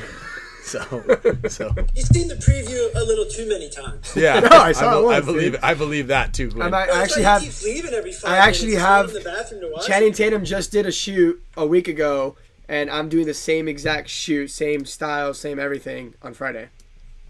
Just not as jacked. So we're mimicking. No, I'm actually even bigger. You're bigger than him? Yeah. I've been putting on some size, dude. Than Channing Tatum? Yeah, hands down. Wasn't he like a wrestler? hands down. No, I'm thinking of the other guy. And I'm thinking about shaving my head. The Rock. You're thinking of The No, Rock. not The Rock. The other one. Yeah, should we shave it? You shave your head on the show? No, we're not gonna do it now. No, I don't trust you anymore with razors. All right. So do you want to do these ones for all members? Yeah, all members. All right, all members. If you guys are a show channel member, if you guys joined today, I put your name on there. Everybody else is up on the wheel. We're gonna pop this sucker up. We're gonna give away 2 more Tiger Wear headbands. This first one is for this shipwreck one. Arr. The shipwreck. That's you get it. Yeah. And then mega support status members. Someone's gonna get Kyle's very first AC Diesel jersey. Yes, sir. Sam Bennett. Is Whoa, that it? there you go. Yeah. It was rigged. Yeah, look at this thing. All right, one more. Let me see. Did anybody else jump in there? Okay, Sam Bennett. Is he in here? I don't know. And No, the I next. didn't even see the names. How do we know they're not all just Sam Bennett? Daniel Garon, I'll put your name in there as well. Eric White. See, Boom. there you go. And then be on the lookout for all those 101s. We're gonna start releasing those out slowly within the next few days. Check your emails. Go over and throw your email in there too if you want to get a little head start. Yeah, where do they go to do all that? I'll put it in the chat here. Where do they go to do all that? You're giving it to the chat? Yeah. All right. At tigerwear.co. Okay, $100 to shave it on the show tonight. Randy Matthews. Well, that's Who is that? Oh man, we'll do it. We'll get him again. Here we go. All right, goggles. Right now, giving away these goggles right now, and then Kyle's AC Diesel jersey, the first one that he gets, they're gonna go up right now. Look, I already folded them up. This is for the cutthroat's gonna take way too long. We're gonna fire this off right now. Here are for some goggles and then an AC Diesel jersey. Thank you, Steve. Thank you, Matrix Gear. Paul for donating these goggles. John Cena, that's right. That was like 20 minutes ago. 20 minutes ago. Austin! Yeah, but I couldn't think of it. He's kind of like Channing Tatum. All right, and then AC They're Diesel similar. jersey. Congratulations to Austin. Thank you, Steve. Thank you, What is Channing Tatum? Paul from Matrix Gear. So you can see. Jump over to Matrix Gear. Oh, Magic Mike. Nope. TH Stevens. Congrats to you. All right. Well, yeah. How much would your salary need to be to do another 3 hours from right now? Mine? Yeah. Oh, dude, I'd rip that. No problem. Yeah, me too. Yeah, All power right. hour. Power 3 hours. Oh yeah, power hour times 3. Yeah. Yeah. Power of 3. Yeah, and paint or ball. Remember that time I was on an MTV dating show? I do remember. I won that shit. What up? If anybody can find that, I believe it was called Next. No, it wasn't Next. It was the lie detector one. I don't know. It's on my IMDb profile, so you guys can check it out. You got one of those? So. Well, I hope you guys enjoyed the show because I'm gonna have to deal with the repercussions for the next 2 days. Because now Dave's mad at me. We're I didn't get him on there. For your entertainment, we get to put out the fires now. So hope you enjoyed it. Oh yeah, Maddie. Oh, wait a minute. You're right. Thank you, Johnny Perchek, for this reminder. Let's get a little media source here. Dalton, we're going to give Dalton's farewell video where he confirms everything. He didn't want to be on? He did not want to be on. Oops, hold on. What up, yo? Let's pause this real quick. How do I spin this thing? Just right there. Pull it. Turn it around. Grab the thing and turn it around. Grab what thing? The corner. This corner? Nice, Damien. Wow. Oh, baby. Coming in the last where is all that stuff? Third hour and 4 minutes. All right, everybody. So we're gonna send this off with a little farewell from Dalton Vanderbilt. Here, this is him looking very confused, and I'm gonna turn this down, and this is for your viewing pleasure. Yeah, this is Dalton. I'm sure you have a few questions, for me, and I probably can't answer any of them or all of them or none of them. But I can tell you that Dynasty cut me. Is 100% truthful that they got me for being old, which is weird because I'm pretty sure there's older people on the team. Oh, dang it. I just realized these are Dynasty glasses. So I will be, if anyone has glasses for sale, yes, send me that information. But yeah, I left the team. AC Diesel showed interest in me, which I appreciate, AC Diesel. I was ready to make the jump, and then Bart and Dave called me, and the rest is history. So now I'm playing for Edmonton Impact this 2023 season. So much love. In all seriousness, shout out to Dynasty. You guys always been a class act. Yeah, if you're a really good front paintball player and you want to go play front Dorito or in the Snake, I would tell you to go play for that team. They're a great team. A tremendous team. No, seriously, I love you guys. And shout out to Dave and Bart for having interest in me, and I can't wait to get this thing cracking. Also, I would like to take this time to apologize to absolutely nobody.